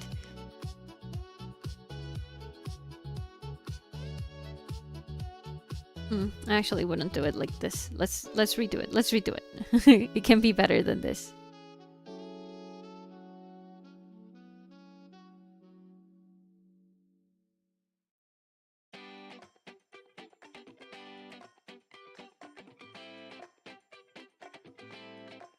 Sorta, kinda. This one would have to be a little bit less light.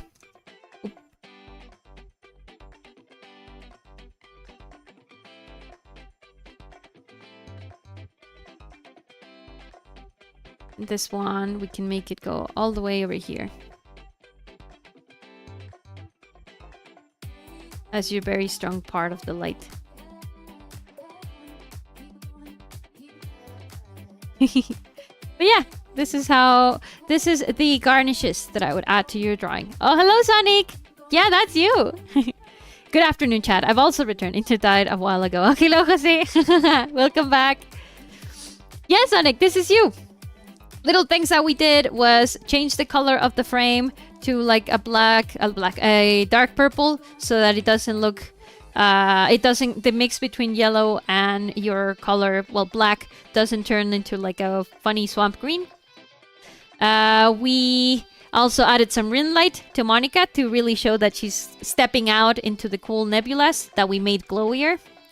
We also did the stars have a little bit more depth and contrast in both how less blurry they are than others and how big they are from other ones. And in the end, we also tried to change up the proportions of your face because I noticed, well, and we're gonna see it here right now in the before and after. We have, let me put this together. So in the before, your face was all the way down here, and we even did a little bit of a wireframe, right? Because your head was following this sort of direction. But your face was all the way lower, like by the jaw. Right? This is something that I noticed. Your face is all the way down here. But your head is already structured like this. So I don't know why you decided to go that low for your face. It should have been something more like this. And that's what we fixed. It's part of what we fixed in the end. So now it looks like this. Following the frame of what you already had. Oh. Following the frame of what you already had with your original drawing. You know, we already had this kind of frame, so all we did was really just fix the features on it. I see. Sorry about that. You don't have to apologize. We also made the chin a little bit smaller to fit the original proportions that you had in this one, right? Where the distance between the mouth and the chin is not that big. It's very small. Because we fixed them on the other position and the jaw and the mouth distance turned out to be too large. So we also shaved off a little bit of her jaw here. But all we really did was just move them around. Whoop. Fix the perspective so that this eye here is shorter than this eye here because of the perspective, right? When we are in perspective, things tend to look larger on the side that's closer to the camera than the one that's furthest. We moved the eyebrows as well, and the nose. You can see all about it. You can hear all about it in the VOD. But this is how it ended up looking. So this is the before. Oh, hold on. Because it's also with this like this. And this like this. This is the before. What we used to have before. The light balls weren't that strong on the glow. All of the stars were really blurry. And where the yellow and the black met, it created this really not very sightful, like swamp green color, swamp green effect. And this is the after. We changed the background from black to purple, and now where they mix, they create a way lighter, way more approachable, I think, color than this one. And, you know, we added the rim light on things that would pop out of the card, right? As she's stepping into the world of the light balls. And we also made the background a little lighter to help sell that illusion of dimension values what we learned in past streams as well. So this is before and after. Before and after. Before and after. So really, we also added some light particles to the to the light balls. Again, it's just garnish, you know, details that are not consequential, but still gives an extra oomph. It's only if you want. I added some hard contrast with a hard brush on the eyes so that it doesn't look as airbrushed as before. And yeah, this is before again and after. And I think it sells out the idea a bit more than Monica is this cosmic being that's locked in to come out of the card and, you know, smash the ass of all of your opponents in Magic the Gathering. And the fact that she's actually stepping out of it, right? And she's surrounded by all of this really cool glow, really cool energy around her. So yeah, this is how I would do it.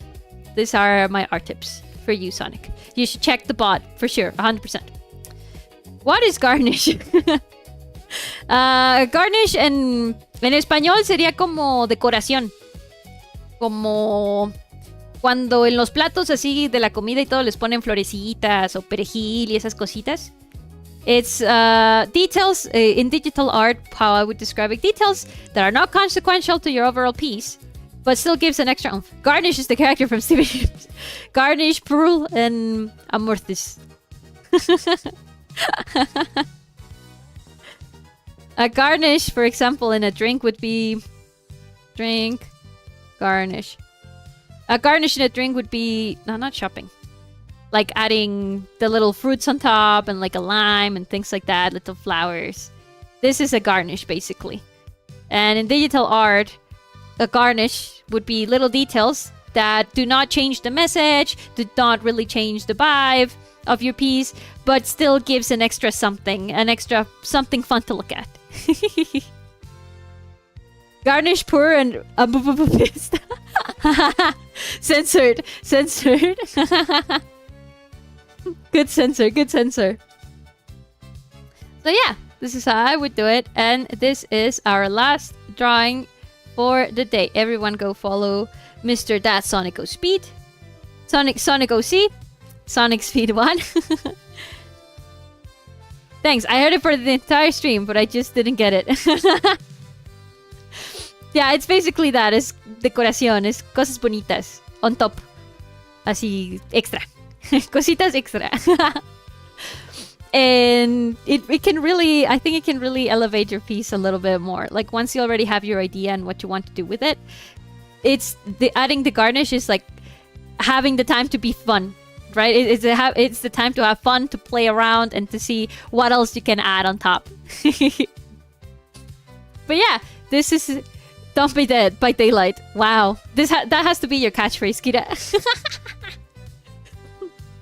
That totally has to be your catchphrase. So, thank you, Shrimplings, so much for joining.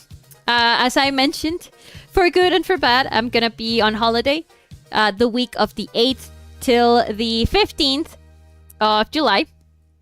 Our next stream is gonna be on the 18th. Yeah, we can do a stream on the 18th. And then the week from the 20th to the 25th is going to be fine. We're going to have a guest corner on Saturday, 25th of July. It's going to be announced soon. Stay tuned. Thanks for the tips, even if I don't draw. Don't worry. Hopefully, it also helps you train your eye a little bit more. And it helps you enjoy pieces of digital art, you know, that you get. I see that you commission a lot, Buddy. So it can be, you know, something extra to consider. And when you're appreciating a commission or a digital art that you see on the internet.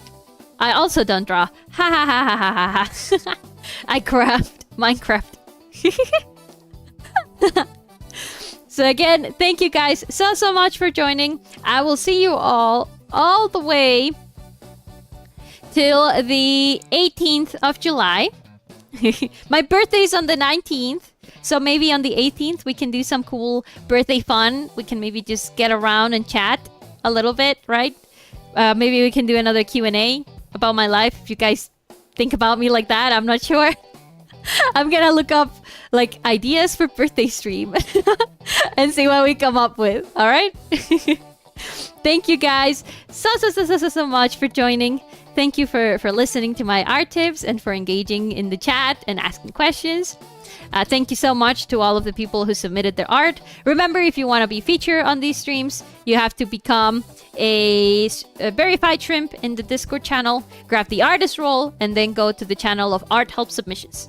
That's where I'm grabbing all of this. Or if you don't want to be on the Discord, you can also upload it on social media and hashtag it PuppyHelp.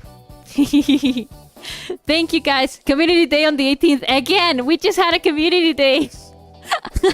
But I guess it would be kind of like a community day. Yeah, I suppose. I'll have to come up with something for a birthday stream. Thank you guys so much for joining. Stay shrimp. Don't shower. Sleep a lot. Hunch a lot. And don't forget to garnish your art. At the extra oomph. Enjoy your holidays, puppy. See you all soon. Thank you so much, Jose. Never enough community. I must beat y'all in Jackbox. I always beat you up pretty well. So we're gonna have to see the rematch there. Thank you guys again so much for joining. Bye bye. Happy 4th of July. Yeah, happy 4th of July. Happy birthday, United States. Happy birthday. Merry Chrysler. Bye bye.